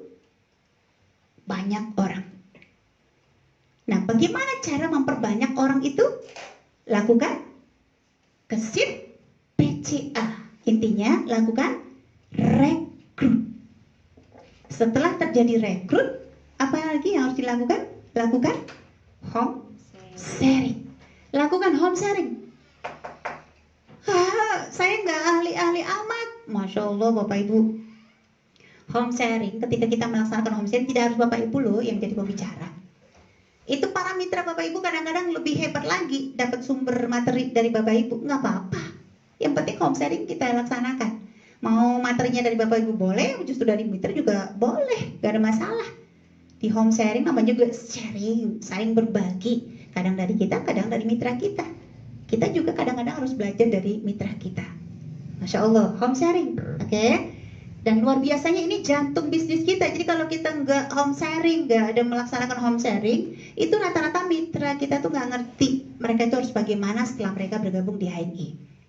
Kalau Bapak Ibu buka AVO, ketemu di situ angka 0000 poinnya itu 0. Itu jangan sampai katakan kesalahan itu di mitra kita. Lebih baik kita evaluasi diri kita. Oh, mereka ini belum teredukasi dengan baik. Disitulah pentingnya kita menyapa dia.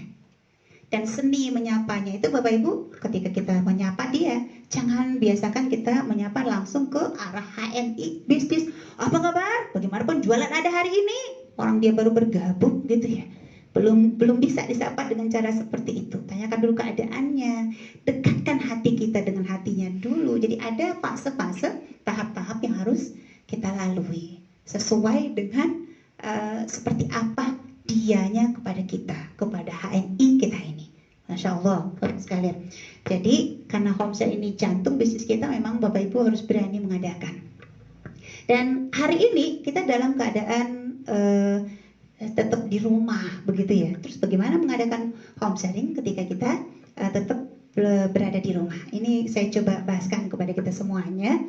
Saya mengatakan kepada Bapak Ibu bahwa apa sebenarnya yang ada di home sharing? Masya Allah Bapak Ibu. Kalau Bapak Ibu adalah orang yang bersemangat, ketemu Bapak Ibu saja, Bapak Ibu belum ngomong, itu orang yang di depan Bapak Ibu ke bawah semangat. Jadi ada yang mengatakan, oh mau ketemuan, kenapa? Lagi low semangatnya. Ada yang begitu ya, mau ketemu aja, karena semangatnya lagi kurang gitu. Ke saya sering mengatakan begitu, emang wajah saya gimana sih? Gitu ya. Masya Allah, Ibu ya. Kalau Bapak Ibu adalah orang yang bersemangat, sejatinya sebenarnya kita ini adalah seorang yang sifat konduktornya idealnya adalah baik. Percaya nggak Bapak Ibu? Bapak Ibu adalah sebuah konduktor yang baik. Jangan pakai nggak percaya lah. Kalau nggak percaya, saya ajarkan caranya ya. Bapak Ibu dekat ke colokan listrik begitu, tolong dikupas sedikit saja kabelnya, pegang di situ ya. Pakai nggak percaya juga gitu ya. Yakinlah Bapak Ibu nanti rambutnya berdiri, hangus gitu ya, setrum. Bapak Ibu kita ini konduktor yang baik. Jangan pakai nggak percaya ya. Artinya apa? Itulah hikmahnya ketika kita sholat berjamaah, kita harus merapat. Dengan merapatnya kita, satu saja di dalam saf itu khusyuk, soleh orangnya, khusyuk dia dalam sholatnya, itu ngefek ke kanan dan kirinya. Makanya yang jadi imam itu orangnya ada syarat-syaratnya. Imam yang subhanallah, yang soleh, yang bagus bacanya, yang bagus lah, dari bagus jiwa, keimanannya bagus, pokoknya bagus gitu ya. Itu akan membawa kepada jemaah yang ikut di belakangnya. Masya Allah. Ingat, kita adalah konduktor yang baik. Subhanallah ya Bapak Ibu. Coba aja kalau Bapak Ibu ketemu sama misalnya Bu Ratu Ira, coba aja ketemu gitu. Belum ngomong, lihat aja, rasanya gimana gitu. Bapak Ibu rasanya mau meninggalkan langsung Bu Ratu Ira. Loh kenapa meninggalkan? Mau PCA. Pada beliau aja belum bicara tentang PCA. Masya Allah ya, luar biasa. Coba saya balik. Kalau Bapak Ibu itu punya wajah yang memelas, wow.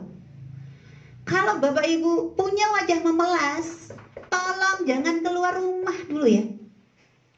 Tolong bercermin dulu. Jadi kalau kita mau keluar rumah itu pastikan wajah kita itu tidak merugikan orang lain. Itu apalagi kalau kita orang-orang yang kurang uang. Udahlah wajahnya memelas, uangnya kurang. Banyak sekali kerugian orang lain. Gimana Bapak Ibu? Memberi orang belum bisa. Wajah memelas pula. Orang yang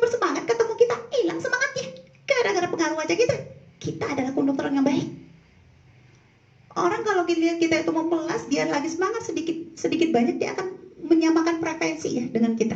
Dia nggak mungkin loncat-loncat dong, kita sedang memelas begitu. Jadi sedapat mungkin tampilkanlah wajah seorang pejuang. Gimana sih wajah pejuang? Harus yang petak jadikan bulat begitu? Harus begitu Bapak Ibu. Seorang pejuang itu orangnya mudah dan murah tersenyum. Seorang pejuang itu, seorang leader itu, dia suka menjadi pendengar yang baik. Yang baik itu, dia ridho andai ada orang-orang yang baik daripada dirinya. Dan setelah itu dia bertekad, dia supaya bisa seperti orang itu pula. Tapi dia nggak iri dan dengki. Seorang leader dan pejuang sejati itu adalah orang-orang yang attitude-nya bagus. Maka syarat sukses besar itu ternyata benar ada syaratnya, ada skill, ada pengetahuan, knowledge. Tapi ada yang lebih besar yaitu attitude, sikap, attitude. Seorang ahli mengatakan di skill ini Bapak Ibu, ternyata pengaruhnya kepada sukses besar itu cuma 2%. Hari ini Bapak Ibu nggak ahli herba, misalkan belum ahli marketing, belum ngerti apa-apa, tapi ada keinginan besar untuk menjadi sukses. Insya Allah ketemu juga dengan sukses itu. Nggak apa-apa, tetap aja start. Jangan katakan saya nggak ngerti dengan herba-herbanya, saya nggak ngerti dengan produk-produknya. Jangan sampai itu yang menghambat Bapak Ibu menjadi sukses. Kalau Bapak Ibu punya niat baik, ayo bergerak. Knowledge ternyata cuma 10%. Dan Masya Allah di attitude, di karakter besar, itu ternyata sisanya berapa nih? 88%. Dan subhanallah, Masya Allah, Bapak Ibu boleh tanya lah kepada sahabat-sahabat kita yang alhamdulillah hari ini sudah besar di HNI. Perhatikan saja mereka Bapak Ibu. Rata-rata mereka adalah orang-orang yang punya modalnya di sini. Mereka itu adalah pembelajar yang baik. Kenapa sistem bisnisnya bisa terjaga dengan baik? Karena sebenarnya mereka adalah memposisikan diri mereka menjadi seorang pembelajar yang baik. Saya pernah ingat ada yang pernah ditulis oleh Bill Gates, atau orang yang terkaya di dunia.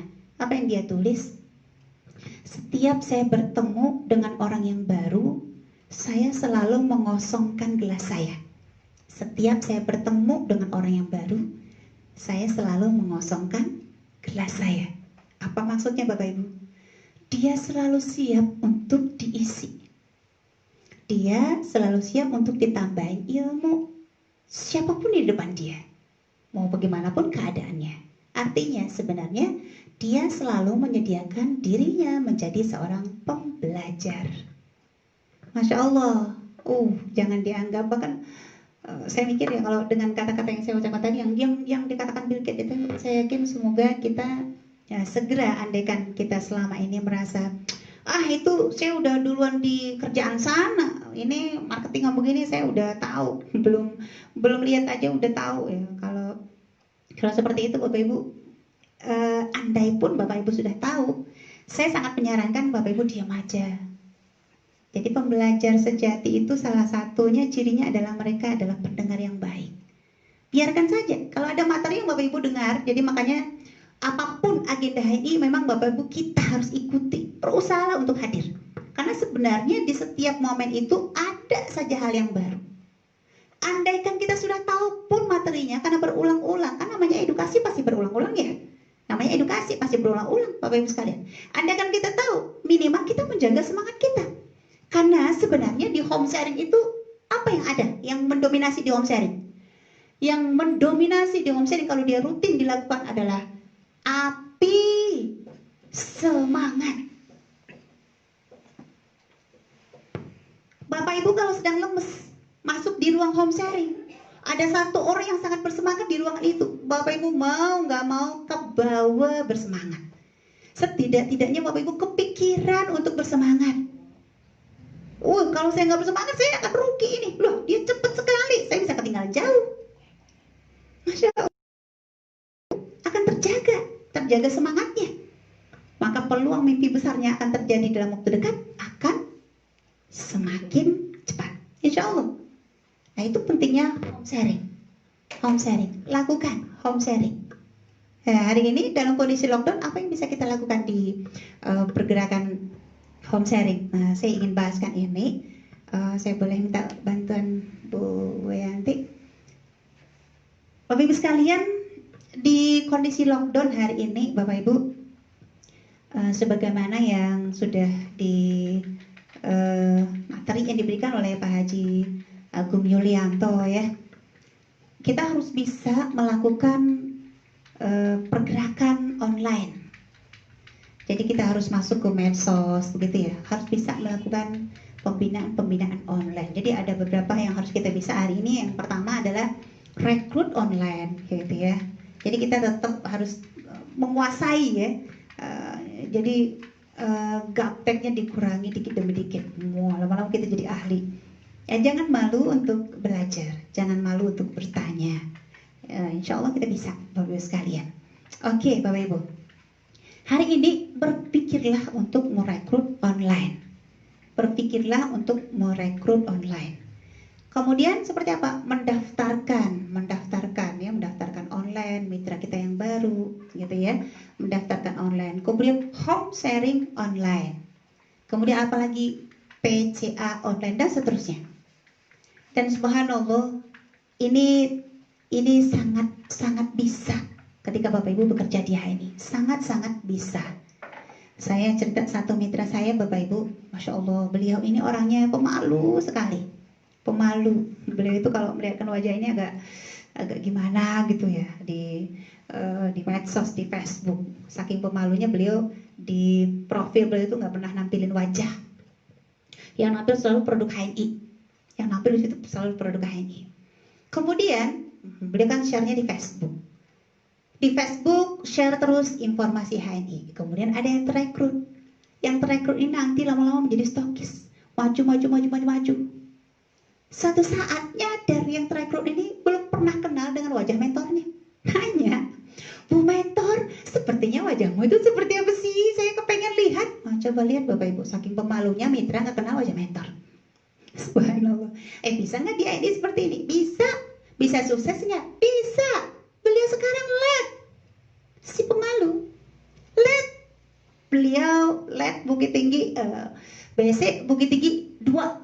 Bapak Ibu kasih bocoran ya. Wah, Masya Allah, keren beliau itu.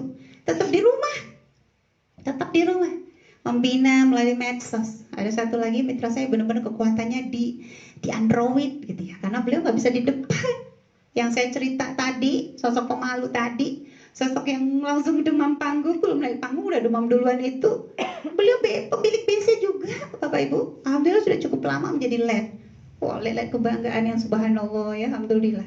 Bapak Ibu sekalian. Jadi nggak ada alasan lagi, nggak ada alasan Bapak Ibu untuk tidak maju bersama HNI. Bapak Ibu nggak bisa ngapain lagi nih. Alasan apa lagi kira-kira? Punya anak baik, kan Bapak Ibu bisa tetap di rumah. Apalagi dong? Oh, saya seorang pegawai negeri. Tetap bisa. Pegawai negeri hari ini banyak yang jadi LED, tetap bisa insya Allah, yakin. Alasan apa lagi coba? Kata kuncinya, selagi Bapak Ibu sibuk dengan mencari begitu banyak alasan, maka sukses besar itu wallahu alam kapan akan bisa terjadi.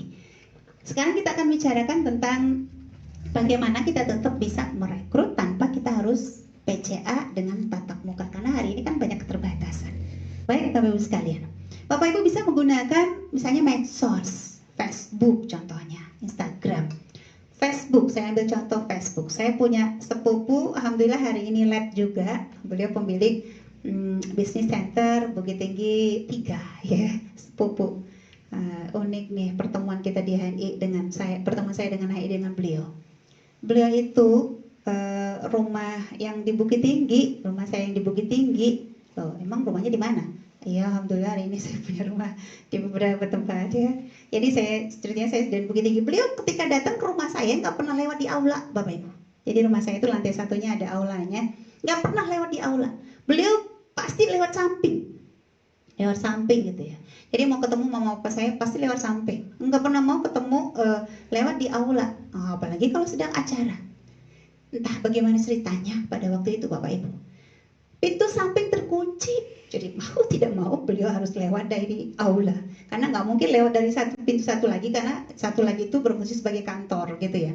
Jadi otomatis harus lewat aula. Otomatis beliau sedang melihat acara berlangsung.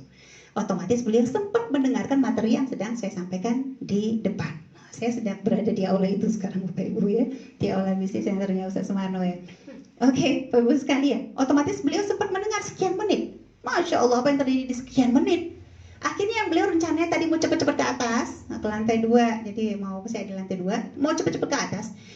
Akhirnya beliau memutuskan parkir sebentar dulu, dengar materi. Dan ternyata itu yang membuat ceritanya jadi berbeda sama sekali. Subhanallah, dari materi yang saya sampaikan itu beliau akhirnya merasa rugi. Kenapa enggak dari dulu saya mau pelajari HNI? Aduh, Masya Allah, ternyata luar biasa ini, dan alhamdulillah akhirnya hidayahnya masuk gitu ya. Akhirnya alhamdulillah hari ini beliau 1 tahun ya bergabung bersama HNI 1 tahun. Oh subhanallah, alhamdulillah beliau menjadi LED. Genap 1 tahun beliau aktif di HNI, alhamdulillah beliau menjadi LED. Dan alhamdulillah hari ini sudah lebih kurang 2 tahun ya, 2 tahun setengah lah beliau bergabung di HNI, dan hari ini alhamdulillah sudah menjadi BC Bukit Tinggi 3. Masya Allah, alhamdulillah. Keren HNI Bapak Ibu. Bisa ya, istri jadi pebisnis, suami pebisnis, sepupu pebisnis. Kok saya ceritanya sepupu aja sih? Saya ini anak tunggal, jadi ceritanya pasti ke sepupu lah ya. Keluarga besar saya hampir semuanya menerima penghasilan di HNI. Masya Allah. Bisa ya jadi pebisnis semua di satu keluarga? Ceritanya emang bisa. Dan itulah kerennya kita bersama HNI. Insya Allah, suatu nanti Bapak Ibu ceritanya seperti ini ya, seperti kami gitu ya. Apalagi Bapak Ibu yang hari ini masih AB, ya. Ayo, Bapak Ibu juga bisa, Insya Allah. Ya, baik Bapak Ibu sekalian.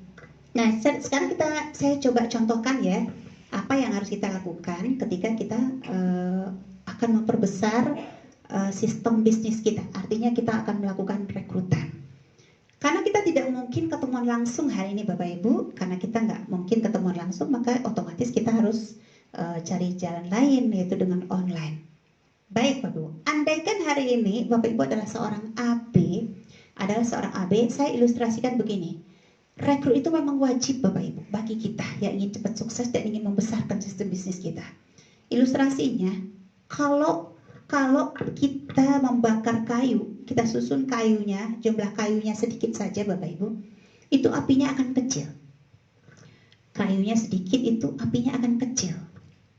Tapi kalau kita susun kayu dalam jumlah yang banyak, terus kita nyalakan apinya, kebayang Bapak Ibu besarnya api itu. Semakin banyak kayunya, akan semakin besar apinya. Maka semakin sedikit jumlah mitra Bapak Ibu, semangat di sistem bisnis Bapak Ibu akan semakin kecil, nggak terlalu terasa, dan efeknya juga tidak akan terlalu terasa. Maka disitulah pentingnya merekrut itu. Baik Bapak Ibu sekalian, saya anggap Bapak Ibu hari ini, anggap saja Bapak Ibu, kita mulai dari pembicaraan seorang AB. Hari ini misalkan Bapak Ibu seorang AB, ingat materi Pak Firly kemarin ya, hari ya, iya. Kan sebelumnya Pak Firly nih, ya sebelum Umi Sabil, hari Rabu, ya. Oke, anggap saja Bapak Ibu sekarang seorang AB. Apa kata beliau? Biasakan membangun jalur bisnis sebanyak berapa? Minimal 10 jalur. Minimal 10 jalur. Maka seorang AB, katakan dia hari ini sudah punya 10 mitra. Baik, dalam kondisi lockdown, si AB akan melaksanakan home sharing, HS. Hari ini tanggal 2, katakan home sharing mau diadakan besok tanggal 3.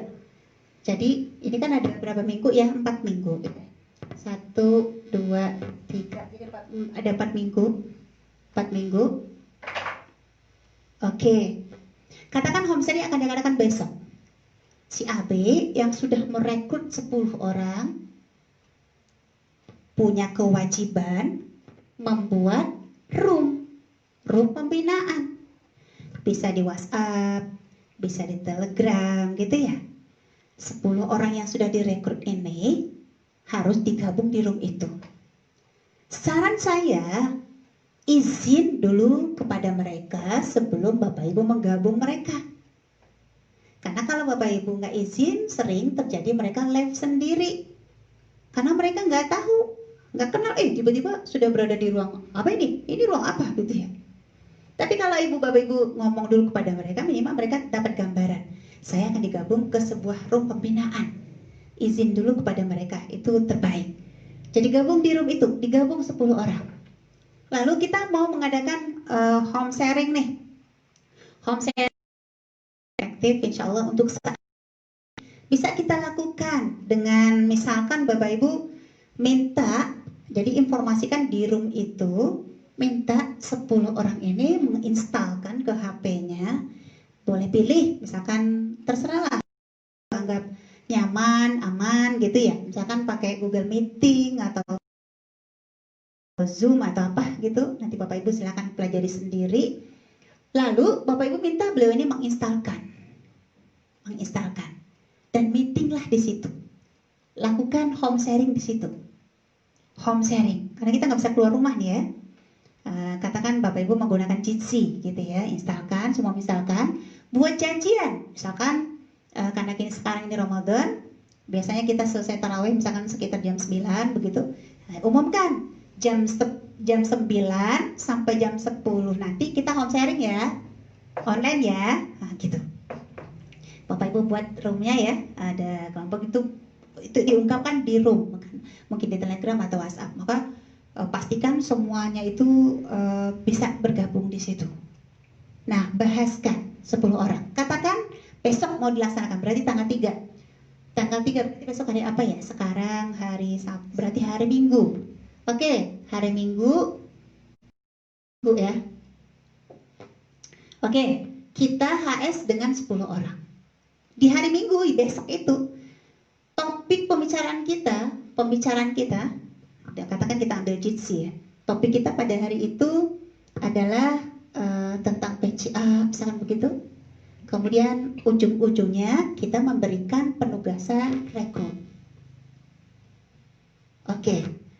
Karena mereka baru awam, Bapak Ibu penting sekali memberikan edukasi kepada mereka untuk melakukan perekrutan, terutama di awal mereka bergabung kepada keluarga sendiri.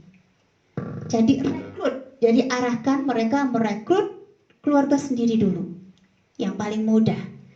Karena logikanya kalau adik ngerekrut kakak, kecil peluangnya kakak itu nolak gitu. Ya adik kalau ditolak sama kakak ngambek aja gitu ya. Ngambek aja, adik kan paling suka ngambek ya. Kalau kakak mau rekrut adik, perintahin aja. Orang kita untuk kerja-kerja amal yang luar biasa kok ya. Kita mau ke fardu kifayah, paksa aja, ayo deh, ayo sini KTP-mu gitu. Arahkan kepada keluarga. Sebenarnya ada komunitas yang harus kita arahkan, katakan, ceritakan. Jadi edukasikan ya pentingnya PCA kepada diantaranya adalah keluarga. Yang penting-penting. Jadi kalau istri yang ini arahkan suaminya untuk digabung. Kalau suami yang gabung di sini, maka arahkan istrinya untuk digabung. Jangan sampai istri dilahirkan orang lain. Jangan suami kita dilahirkan orang lain. Itu edukasi yang tak terjadi. Baik, Bapak sekalian, keluarga. Komunitas apa lagi? Tetangga. Jangan tetangga kita direkrut orang lain. Orang sebelah rumah kita, saya di Bukit Tinggi, itu tetangga saya direkrut oleh orang di mana? Misalkan, aduh, kesalahan saya dong ya. Nggak apa-apa sih, tapi masa iya jauh amat gitu ya. Itu ya, keluarga, tetangga ya. Tapi kalau Bapak Ibu nggak lakukan rekrut sekarang, kalau nggak Bapak Ibu yang merekrut, orang lain yang akan merekrut, itu aja. Kalau bukan kita ya orang lain, itu aja. Ceritanya kita mau nggak merekrut mereka. Tetangga, komunitas, apalagi komunitas teman lama. Ceritanya kita itu live dari room. Begitu ada yang menginvite kita, menggabungkan kita di sebuah room, yang sedang terjadi adalah kita punya tambahan begitu banyak nomor yang bisa kita PCA-in.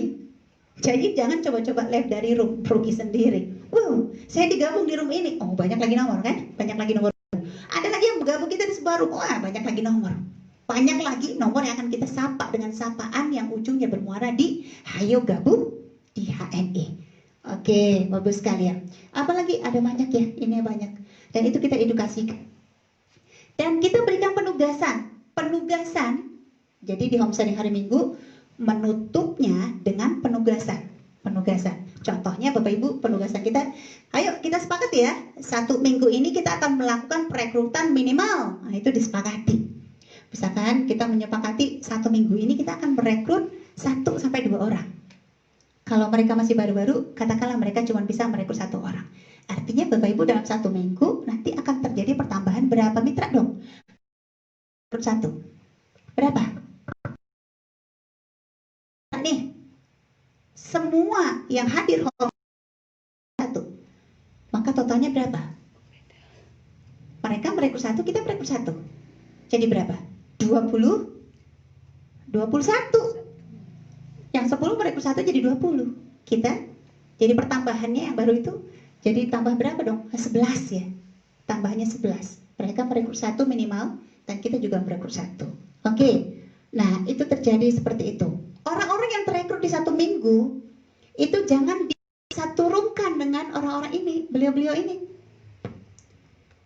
Yang Bapak Ibu saturunkan di room baru. Jadi ada 1 room baru lagi nih. Tadi ada 1 room, ada 1 room baru lagi nih. Dan di room baru ini kalau yang 10 ini kan Bapak Ibu kasih home sharing awal gitu ya, 1 kelompok. Yang baru terekrut masuk dengan materi baru, itu materi BOS. Karena mereka baru mengenal. Tugas Bapak Ibu mengenalkan dulu perusahaan kita, mengenalkan visi dan misi kita dan seterusnya. Jadi targetnya buat mereka ta'arufnya kepada ini bisa tepat gitu. Nah, di BOS mereka kan 10 nih, yang mereka rekrut 10, 11 dengan yang kita rekrut ya, 11 orang. Itu dipadu secara online di BOS. Dengan program JC juga bisa, tapi di WhatsApp atau kapan Bapak Ibu mengadakan BOS? Bapak Ibu mengadakan BOS sebelum Bapak Ibu bertemu di minggu berikutnya. Kalau ini hari Minggu berarti kan kita ketemuan lagi hari Minggu berikutnya. Hari Minggu. Kapan Bapak Ibu mengadakan BOS? Sebelum hari Minggu. Sebelum hari Minggu katakan hari apa ya? Misalkan hari Jumat. Ya, hari Jumat. Nah, hari Jumat itu Bapak Ibu mengadakan BOS dengan mereka. Di BOS itu Bapak Ibu berikan gambaran HN itu seperti apa. Selesai melaksanakan BOS online, Bapak Ibu berkomunikasi dengan para mentor. Tanyakan kepada mentornya bagaimana respon mitra yang mereka rekrut. Bagaimana sisi semangatnya. Maka tugas berikutnya, sang mentor bertanya kepada mitranya yang terekrut. Apa yang akan ditinjau di situ? Semangatnya. Apakah muncul ada kata-kata yang menggambarkan mereka adalah seorang leader? Atau gambarannya mereka hanya menyediakan jadi pengguna dulu, atau mereka masih diam gitu ya? Itu ada beberapa kemungkinan. Lanjutnya adalah kalau mereka, maka ketika kita mengadakan acara di hari Minggu, nanti Bapak Ibu gabung, minta mentor Bapak Ibu menggabung sang leader itu di room yang 10 orang ini. Maka room ini akan bertambah orangnya.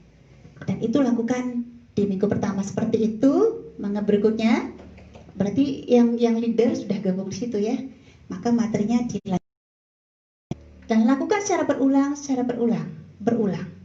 Masya Allah, kalau Bapak Ibu bisa lakukan ini dengan rapi, Bapak Ibu akan saksikan sistem bisnis menjadi sangat cepat berkembang. Lihat kalau terekrut pada minggu pertamanya 10, masing-masing yang 10 itu kita home sharing, efeknya yang 10 itu ngerti dengan sistem kerja, kemudian mereka merekrut sebanyak 10 minimal. Maka di sini totalnya sebenarnya 10 tambah 10 sudah 20 mitra Bapak Ibu. Kalau 20 kerja lagi merekrut 10, maka yang 20 tambah 10 jadi 3. Itu efek dari home sharing. Masya Allah, Bapak sekalian, sederhananya seperti itu. Sekali lagi saya katakan, dalam kondisi lockdown seperti ini, jangan sampai kita mengadakan, tak mungkin kita melakukan pembinaan. Atau jangan pernah kita katakan tak bisa melakukan pembinaan. Jawabannya apapun keadaannya, insya Allah semuanya tetap bisa kita lakukan, tapi dengan cara yang berbeda. Masya Allah Bapak Ibu sekalian, Alhamdulillah, kiranya bisa sharekan kepada Bapak Ibu hari ini, semoga bisa memberikan inspirasi kepada kita semuanya ya. Subhanallah, ketika Bapak Ibu sudah melakukan perekrutan, sebenarnya bayangkan saja kalau hari ini Muslim Indonesia jumlahnya sekitar 200 juta ya. 200 juta, kalau 200 juta sudah menggunakan produk satu produk saja PGH harganya berapa? 20.000. 200 juta kali 20.000 berapa Bapak Ibu? 200 juta kali 20.000, 200 juta kali 20.000. Wah, berapa nolnya tuh Bapak Ibu? Semua muslim sudah menggunakan produk halal HNI gitu. Nolnya berapa dong? 4. Nolnya 2. Tambah 6. Tuh 2, 3, 4, 5, 6. Tambah 4. Tuh 2, 3, 4. Itu berapa tuh Bapak Ibu? 1, 2, 3. Wow, berapa tuh? Berapa? Ribu? Juta? Miliar? Berapa? 400 miliar uang terkurung di Indonesia. Apa dong sebenarnya yang sedang kita perjuangkan? Devisa negara. Masya Allah, subhanallah. Bapak Ibu adalah, kalau ibu-ibunya adalah Raden Ajeng Kartini zaman now, dan bapak-bapaknya adalah pahlawan Diponegoro zaman now. Benar berjuang bagi bangsa ini. Subhanallah, alhamdulillah. Kita saya ucapkan selamat berjuang kepada kita semuanya, Bapak Ibu sekalian. Bahagia bisa bersama Bapak Ibu. Semoga yang saya ceritakan ini memberikan inspirasi. Setiap kata yang saya lepaskan semua memberikan manfaat, terutama bagi diri saya sendiri yang menyampaikan. Seluruh kebenaran itu datangnya dari Allah. Kalau ada yang salah itu adalah kelemahan dari diri saya sendiri. Bapak Ibu, sebaik-baik muslim adalah muslim yang bermanfaat bagi muslim yang lainnya. Maka dipercepatlah urusan pribadi kita selesai, supaya kita bisa segera pindah mengurus urusan orang lain, membantu menguruskan urusan orang lain. Subhanallah, terima kasih mentorku. Gara-gara dirimu aku hari ini berbagi kepada sesamaku. Terima kasih. Alhamdulillah Bapak Ibu sekalian, semoga bermanfaat. Dan semoga di Ramadan yang hari ini sudah hari yang ke-8 ya, Alhamdulillah. Semoga kita tetap bisa menyempurnakan ibadah-ibadah kita. Dan semoga Allah izinkan fitrah itu kembali suci bersama kita. Amin ya rabbal alamin. Saya mencintai Bapak Ibu karena Allah, ingin juga Bapak Ibu menikmati apa yang hari ini sedikitnya sudah bersama kami. Semoga semakin berkah hari-hari yang masih tersisa di dalam kehidupan kita. Banyak banget Bapak Ibu sekalian. Alhamdulillah, wabillahi taufiq wal hidayah. Wassalamualaikum warahmatullahi wabarakatuh. Waalaikumsalam warahmatullahi wabarakatuh.